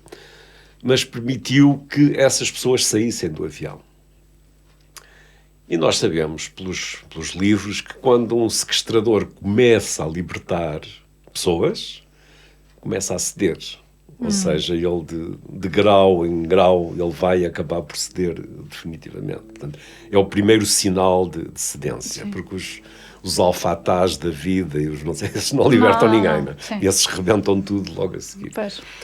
E, portanto, era o primeiro sinal, e mais contribuiu para que nós disséssemos ao embaixador, isto vai-se resolver, tenham calma que isto vai-se resolver. E lá saíram umas quantas pessoas, entretanto o tempo foi-se passando, e não havia forma daquilo de se desatar o nó. Até que eu chamei para o cockpit, quase conversa de pai para filho, vamos lá resolver isto. Vamos lá. Olha, então eu planeei uma estratégia. Meu pai é juiz conselheiro no Supremo Tribunal de Justiça, é verdade. E é uma pessoa muito importante no sistema judicial português. E eu prometo que se tu te entregares, se acabares com isto, eu falo com o meu pai e ele vai fazer os possíveis para que isto se resolva, que tenhas uma sentença leve, és um jovem, tens tudo a teu favor. E dou-te a minha palavra de honra que eu falarei com ele e que ele vai ajudar. Não, isto não tem saída possível, já não vai com os juízes, nem com nada, não sei o quê, não sei o que mais. E depois propus-lhe outra estratégia. Olha, além de falar com o meu pai, vamos fazer outra coisa. Tu dás-me as balas da pistola e dás-me a pistola, e eu dou-te a minha palavra de honra, prometo-te que à chegada a Lisboa, quando te entregarmos, eu entrego a arma sem balas, vazia. acreditando eu, na minha inocência, que isso seria uma atenuante, ou seja, que ele não teria capacidade de matar ninguém, porque a pistola estaria vazia. Ele ficou sensibilizado com essa sugestão. Isso, talvez, e prometes, aquelas coisas todas. Então deu-me 5 balas, as armas têm pelo menos 6, né? Se eu sabia. Eu disse-lhe, olha que eu fui militar, eu sei dessas coisas. E o nome destas balas todas. Não, porque eu acho que vou ficar aqui. Eu vou morrer aqui. E começa-me a chorar. Começa-me a chorar e começo eu a chorar também. Quer dizer, isto é a telenovela mexicana de quinta categoria. De quinta categoria. Os dois a chorar, sequestrador e sequestrado. Não é provavelmente a chorar, mas lágrima no olho, comovidos e assim. Tensão também não ajuda. Depois eu tratava-o pelo nome. Mas tu já viste, tu és um puto, tens 17 anos, vais agora estragar a tua vida, porque isto resolve. Bom, lá houve tanta conversa que ele acabou por deixar sair os restantes passageiros. E nós, para não o entregarmos à Espanha, onde os espanhóis, se o apanhassem a jeito, a coisa não ia acabar nada bem, resolvemos contar uma mentirita. E dissemos, olha, aos espanhóis, já não temos os passageiros a bordo, mas o avião continua sob sequestro. O assaltante está no cockpit, temos a arma apontada à cabeça e queremos partir para destino desconhecido. De maneira que metam aí não sei quantas toneladas de combustível, porque nós vamos querer ir para um lado qualquer. Os espanhóis o que queriam era ver-se livres de nós, né? De maneira que imediatamente abasteceram o avião. Com certeza, a gente abastece o avião. Trabalho de outra pessoa. Vão à vossa vida, desapareçam daqui, desamparem a loja, saiam de Espanha, não nos queremos em Espanha. Está bem, já não me lembro dos números, na altura fizemos as contas, metemos uma quantidade de combustível. E logo a seguir à descolagem, dissemos, olha, o rapaz acaba de se entregar, já não estamos sob sequestro, e já que estamos no ar, vamos aterrar em Lisboa, que é aqui ao lado. E eles, encantado da vida, aterrem em Lisboa, desapareçam. E assim foi, à chegada a Lisboa, lá estava a polícia de choque, à espera, um enorme aparato, porque aquilo, entretanto, também há outra história paralela. Entretanto, a minha mulher estava a ouvir isto tudo pelo rádio, né? Assim, um estado absolutamente... Coitada. E os amigos a telefonarem lá para casa, a dizer, isto é o Al-Fatah, e as Baader-Meinhof, não sei, coitada, sofreu ali. Pois, passas do Algarve. E à chegada, quando a polícia veio a bordo, eu cumpri a minha parte da promessa. Peguei na pistola, vazia, e entreguei ao capitão da polícia. E ele perguntou-me logo, então, mas a arma estava vazia? Estava sim, seu capitão. Ele olhou para mim assim meio desconfiado, como quem não estou a acreditar, mas pronto, isto é o piloto, o que é que a gente há de fazer?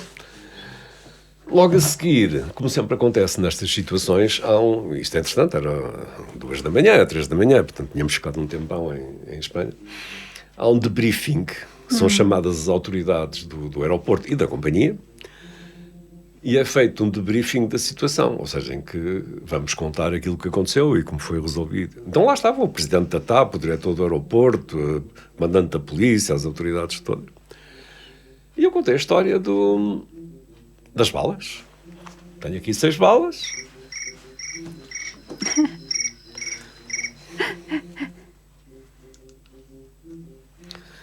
Tenho aqui 6 balas. Já tenho saudades de um toque de telemóvel que não seja aqueles normais do iPhone. Finalmente ouvi um toque diferente O grilo. no telefone. Muito melhor. É refrescante, digamos. Olha, vou fazer uma coisa que devia ter feito, que é pôr em modo de voo, já que estamos a falar de aviões. Pronto. Que eu devia ter feito logo ao princípio. É temático. Então lá entreguei a pistola sem balas. E no debriefing contei a história, e lá as autoridades disseram, muito interessante, parabéns, a solução, bararé, bararé, bararé, mas ninguém pode ficar com as balas. As balas é a parte incriminatória, né? É a prova do crime. Então eu de repente vejo-me com 6 balas no bolso e o patinho feio porque ninguém queria ficar com aquilo. Lá fui para casa, onde estava a minha mulher angustiada, não tinha pregado o olho, como se imagina. Claro. E à chegada à casa... Primeira coisa que eu faço, a primeira coisa foi dar-lhe um beijo e tal, pronto, está tudo bem, acabou, mas espera aí um bocadinho que eu já te contei a história. Fui cumprir a primeira parte da promessa. Temos Fui cumprir a primeira parte da promessa. E qual era a primeira parte da promessa que ele me tinha pedido? telefona à minha mãe, deu-me o número de telefone, telefona à minha mãe e diz o que é que se passa. Quer dizer, isto é absolutamente, eu insisto, isto é Monty Python puro. Eu chego a casa, na altura ainda não havia telemóveis, era um telefone fixo, ligo para o número que ele me tinha dado, eram 5 ou 6 da manhã, atendo uma senhora do lado de lá, a mãe dele, a quem eu digo, olha, o meu nome é José Guedes, eu sou piloto da TAP, e o meu avião acaba de ser assaltado pelo seu filho. E agora temos uma mãe às 5 da manhã a ouvir uma coisa destas de um indivíduo que ela não faz a mínima ideia quem é, ela não tinha ouvido as notícias do rádio, tinha estado cedo, estava completamente fora, desatou a chamar-me nomes, o senhor está, é bêbado, o meu filho nunca dormiu fora de casa, não sei o quê, aquelas coisas assim. Claro que tinha dormido. Horas mais tarde, 9, 10 da manhã, por aí, cumpre a segunda parte da promessa, que é falar com o meu pai, que estava no Porto. Eu estava em Lisboa, morava na altura em Carcavelos, e ligo para o meu pai, que entretanto já tinha ouvido as notícias, e pensava eu, meu pai está orgulhoso do filho, fantástico, resolveu este problema, meu pai vai-me mandar beijos e abraços. Quando eu lhe contei o que tinha feito, o negócio das balas, eu voltei a ter 14 anos. Ou seja, de lado de lá ouço a voz do meu pai a chamar-me toda a espécie de nomes. Mas isso é um disparate, tu só fazes disparates, isso é uma coisa horrível, isso que estás a fazer é crime, estás a ocultar provas e não sei o quê, não sei o que mais. Isso é importantíssimo, o que estás a fazer é um desastre total, o que tu fizeste foi um desastre total. E eu aí pensei, bolas. Eu que pensava que era o salvador do mundo, afinal só fiz disparates. Então, e agora o que é que eu faço? O que é que tu fazes? Vais a correr à Polícia Judiciária, pedes para falar com o inspetor responsável pelo caso e vais-lhe dizer o que é que aconteceu. Vais-lhe dar as balas e, olha, se tiveres sorte não és preso. E eu, Jesus. Bom, e assim foi. Lá fui falar com o inspetor que estava a tratar do assunto, que me recebeu muito bem, e quando eu lhe disse que tinha as balas, ele desatou a rir à gargalhada. Oh, homem, mas você acha que o rapaz que não contou isso logo à chegada? Lá. Devem ter dado um par de estalos e ele contou tudo e mais alguma coisa. A negociação que fez com o piloto e assim. Maneira que lá entreguei as balas. Factos curiosos também. Ele, entretanto, teve preso preventivamente. Na altura, penso que o limite que eram 6 meses. Não tenho a certeza. Foi para a prisão preventiva. E quando saiu, foi direto à minha casa. Como disse, eu morava em Carcavelos. Eu, na altura, gostava muito de escrever, como lhe disse, estava a frequentar um curso de jornalismo que tinha aparecido aí com jornalistas chilenos que tinham fugido do Pinochet, que estavam cá em Portugal. E, então, arranjaram, não era bem um curso, era um seminário, era uma coisa para ensinar coisas básicas sobre jornalismo. Eu, então, nas horas vagas, nos intervalos dos voos, frequentava esse curso. E nesse dia, estava lá em casa, com um colega desse curso de jornalismo, estávamos a preparar um trabalho que eu penso que era fazer a primeira página de um jornal, já não me lembro o que é que era, mas estávamos os dois lá em casa a estudar jornalismo. Até que toca a campainha, plim, plom, e a minha mulher vai atender, e então o rapaz, o sequestrador, que lhe vem pedir desculpa do mal que a fez passar, peço imensa desculpa. E como eu disse, a minha mulher era professora, de repente viu um aluno mal comportado à frente, a tratá-lo como se fosse um aluno mal comportado. E diz-lhe meia dúzia de coisas que ele não gostou de ouvir. No meio daquilo tudo, obviamente, nós levantamos, fomos ver o que é que se passava. Era ele, isto eram 7 da tarde ou 7:30 da tarde. E eu tive esta ideia brilhante. Epá, já que estás aqui, jantas connosco. E aí o tal meu colega de jornalismo, com quem eu ainda hoje falo muitas vezes, diz, epá, isto é impensável. Eu estou aqui a jantar com o meu próprio sequestrador. Com o sequestrador e com o sequestrado, estão aqui os dois. E eu dizia-lhe assim, Jorge, ele chama-se Jorge, epá, podes contar a toda a gente amanhã, porque ninguém te acredita. Podes contar à vontade que estiveste em casa do Zé Guedes e a jantar com ele e com o tipo que lhe sequestrou o avião. Podes contar à vontade, ninguém vai acreditar, que isto é tão pouco plausível que ninguém vai acreditar.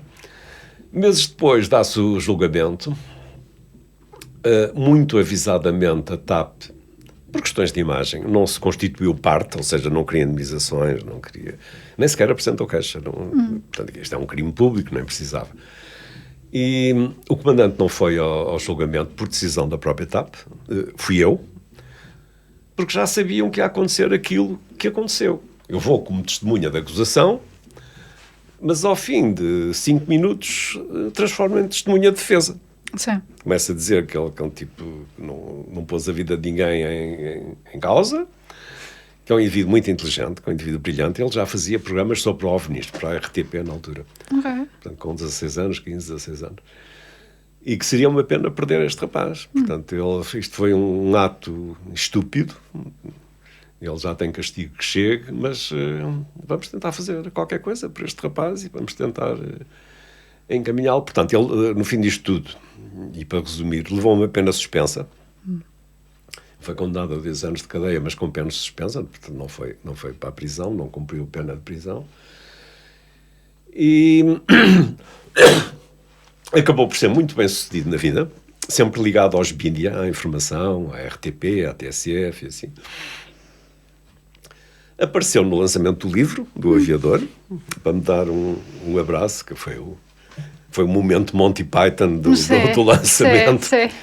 O lançamento foi feito na Fundação Medeiros e Almeida, na sala do lago, umas algas têm lá em cima, cheio de gente. Porque apareceram os amigos da TAP, toda aquela gente, eu sabia que a sala aqui ia encher. Mas então, quando se anunciou que estava ali o sequestrador para me dar um abraço, só faltaram as lágrimas. Mais um momento Monty Python que não... E pronto, não posso dizer que ficamos amigos desde então, mantemos Ainda há pouco tempo ele me mandou uma mensagem, já jantamos juntos, ainda há pouco tempo, na altura do lançamento do livro. Mantemos um contacto mínimo, eu gosto de saber a vida dele, os filhos, as coisas assim.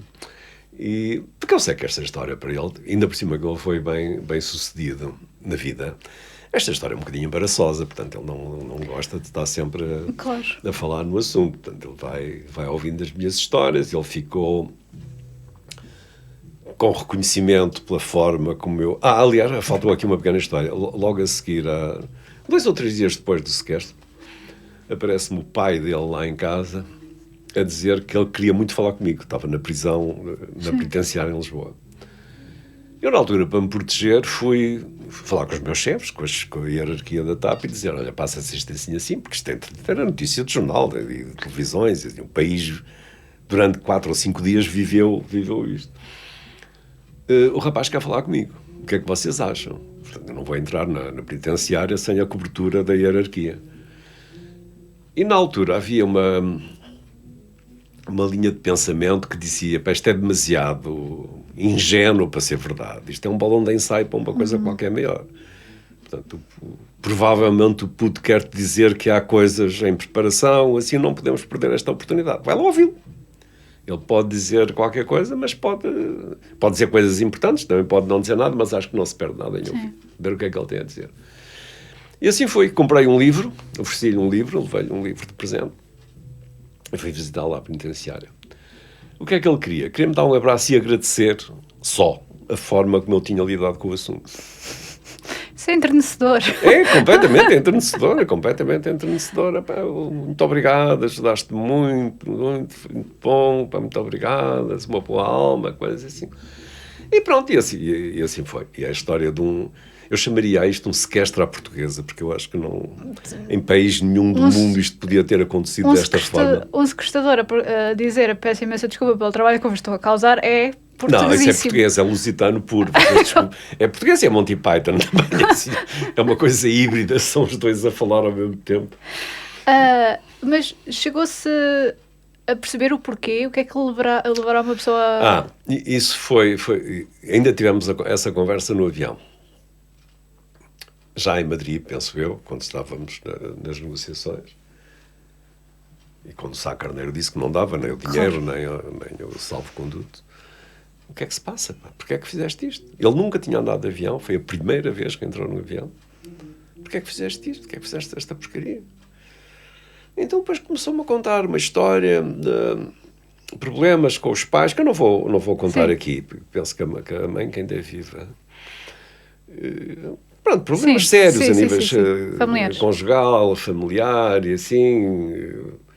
Só que ele dizia, realmente tenho muita pena que as coisas funcionem assim, mas já viste, se todos os putos do país com problemas familiares iguais aos teus desatarem a assaltar aviões, isto fica um pesadelo. Portanto, isso não é razão para fazeres uma coisa destas, para pôres em perigo a vida de 90 pessoas, acho que era o que lá havia na altura no avião. Portanto, isto é uma coisa louca, uma coisa que não se pode fazer. Isto é um crime grave. E tu vais ter que pagar qualquer coisa por isto. Isto não vai ficar incólume. Agora, pronto, eu vou tentar ajudar-te, eu vou fazer tudo o que puder, porque percebi que isto é um disparate e que todos nós fazemos disparates e que nos arrependemos, o que é preciso é aprender com... Pois, deve ter sido mesmo uma situação bastante desesperante para ele também, não é? Porque... Bem, a partir do momento em que se viu no que se tinha metido, porque a princípio tudo aquilo era aventura, né? Claro. Como é que ele entrou no avião? O rádio portátil, na altura, havia aqueles rádios portáteis enormes. Tinha um alto-falante assim grande. Ele tirou o alto-falante, a tampa do alto-falante, tirou o alto-falante e meteu lá a pistola. A pistola era do pai, o pai era taxista e tinha uma arma de defesa, uma arma pequena. E ele roubou a arma ao pai, meteu-a dentro do rádio e imediatamente a seguir à descolagem meteu-se na casa de banho, levou uma chave de parafusos, tirou os parafusos da tampa, sacou a arma e entrou pelo cockpit dentro. Tão simples como isso. Na altura não havia segurança nenhuma nos aeroportos, portanto não havia qualquer preocupação desse tipo. Essa parte foi bastante fácil. Pois. Mas que realmente, de facto, é uma história que acabou bem, apesar de tudo. Sim, e acabou até de uma forma entrenecedora. Portanto, isto é uma história que as pessoas gostam de ouvir, e depois ainda por cima eu não dramatizo, eu conto isto tudo a rir, porque realmente eu sublinho, já disse isto não sei quantas vezes hoje, isto é Monty Python, isto é de rir à gargalhada, e só podia ter acontecido em Portugal. Ele depois disse, pertencia a um gabinete no Sindicato dos Pilotos, que era o gabinete IFALPA, que tratava das relações internacionais. E eu fui a várias conferências internacionais e contava isto aos meus colegas de outros países. E eles diziam, não, isso não é possível. Isso não pode ter corrido assim. Isso não é possível, porque nos outros países isto resolve-se a tiro e com metralhador e assim. Claro. Agora, desta forma benigna, só mesmo em Portugal. E depois diziam também, e também era uma coisa a ter em consideração, alguns colegas meus diziam, havia alguns que me chamavam o Frei José, pela forma benigna.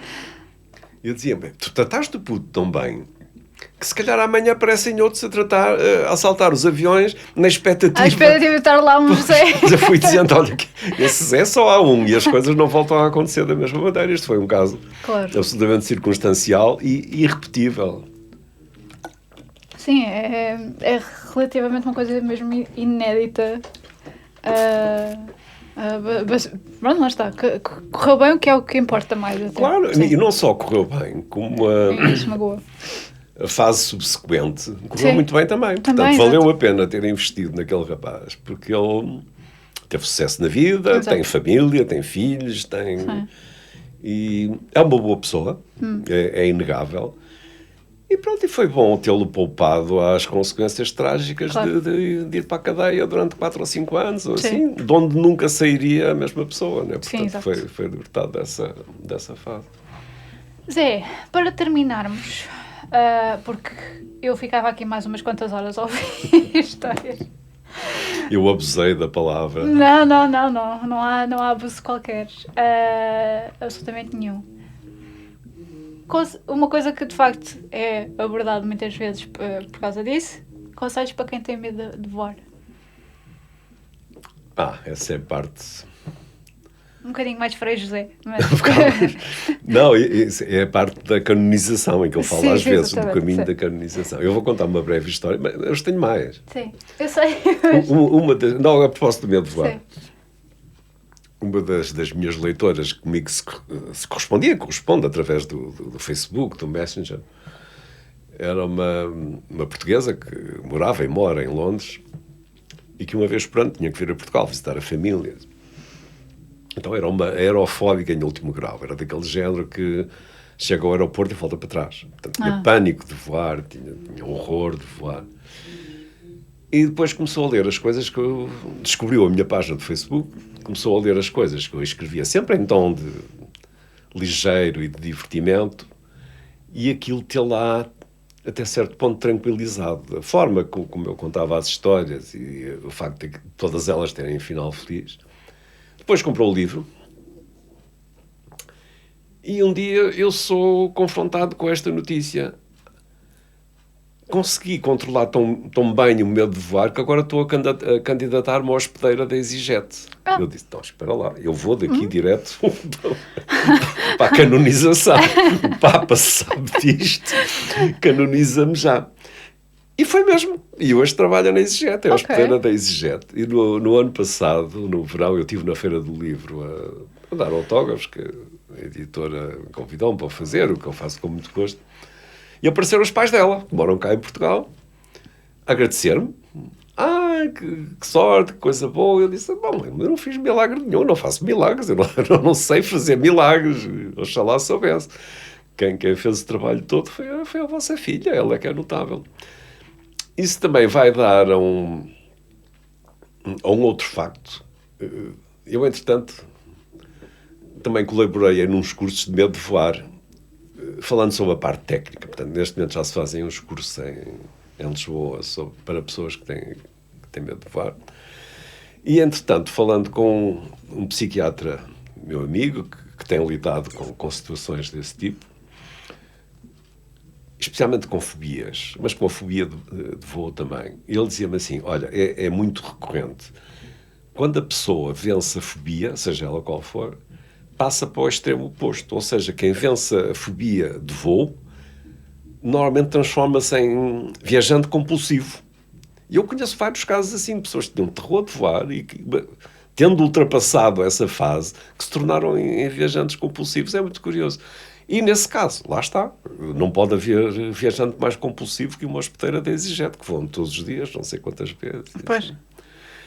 E realmente tem-me acontecido, e eu digo isto com um misto de orgulho e vaidade, muito embora saiba que não tenho qualquer espécie de influência no assunto.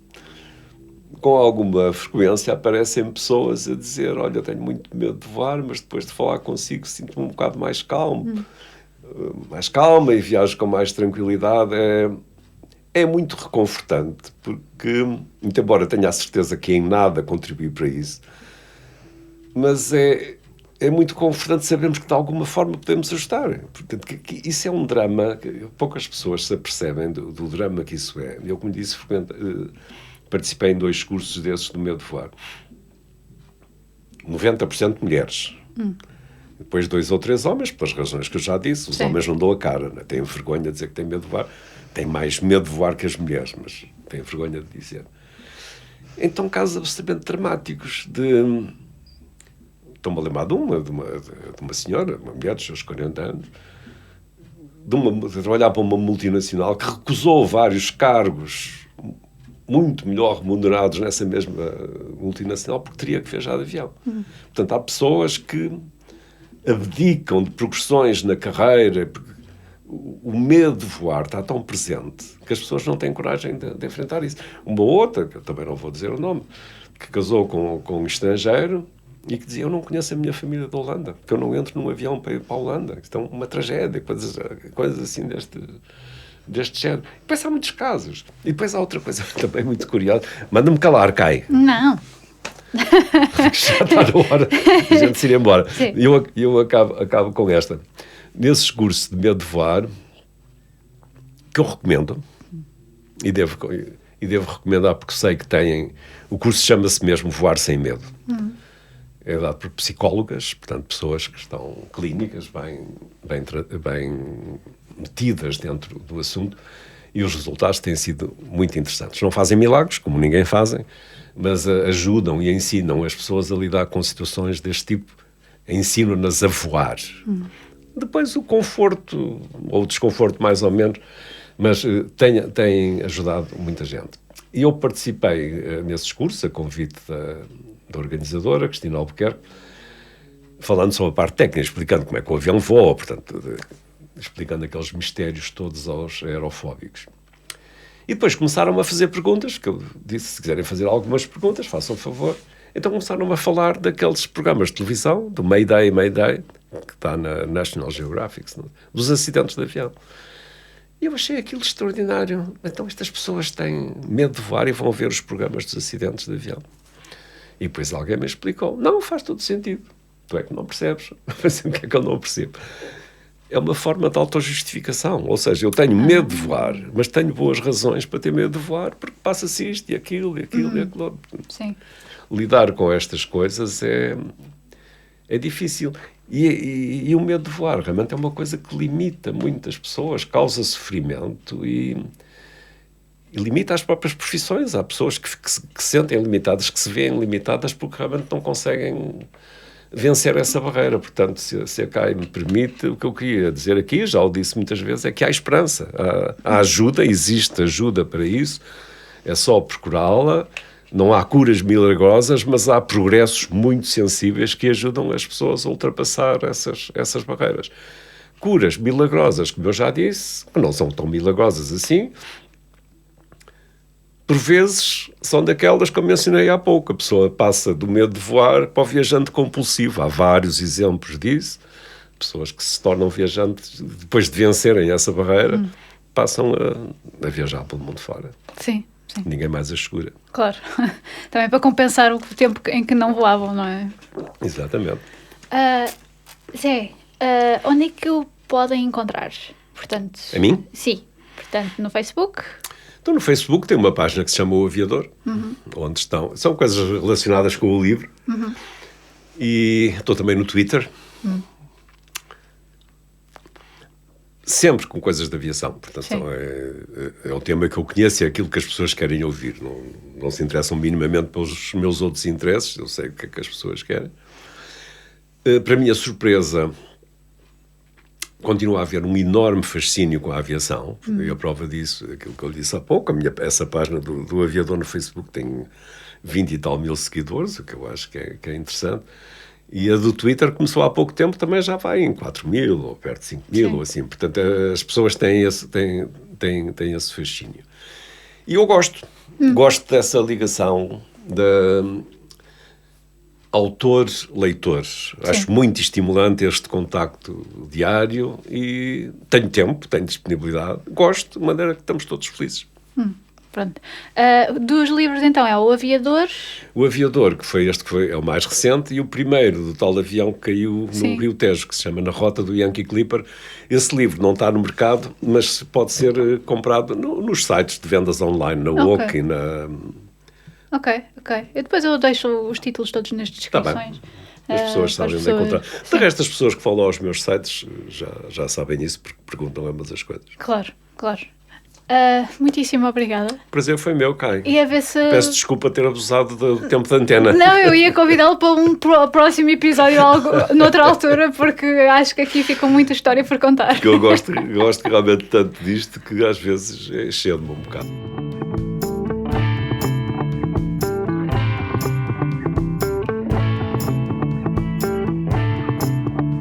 Poderão encontrar o José Guedes no Facebook, no Twitter e no Instagram, assim como podem também encontrar os livros O Aviador e Na Rota do Yankee Clipper na WOC. Nós vamos deixar os links para tudo isso nas descrições do episódio. Antes de se ir embora, gostaríamos de vos pedir um pequeno favor. Se gostam do nosso conteúdo, por favor deixem uma pequena contribuição na nossa página de Ko-fi ou no Patreon, onde terão acesso a algum conteúdo especial em exclusivo e onde vamos estar a colocar mais modalidades de contribuição em breve. Poderão ter acesso a coisas fixes, como uma lista de convidados para os próximos episódios, acesso a streams em direto, retratos mesmo à The Pool, como os nossos convidados têm. Qualquer ajuda é mesmo apreciada, mesmo que a vossa contribuição não seja monetária. Qualquer boa review, comentário ou mesmo partilha com os vossos amigos ou familiares do nosso conteúdo é extremamente agradecida. Portanto, o nosso muito obrigada. O The Pool Podcast é gravado no Estúdio Q. A captação, edição de som e vídeo e fotografia é da autoria de José Garcia. O jingle é de Miguel Nicolau. As ilustrações são da Joana Rolo e eu sou a Kai Rocha. Esperamos que tenham gostado e até para a semana.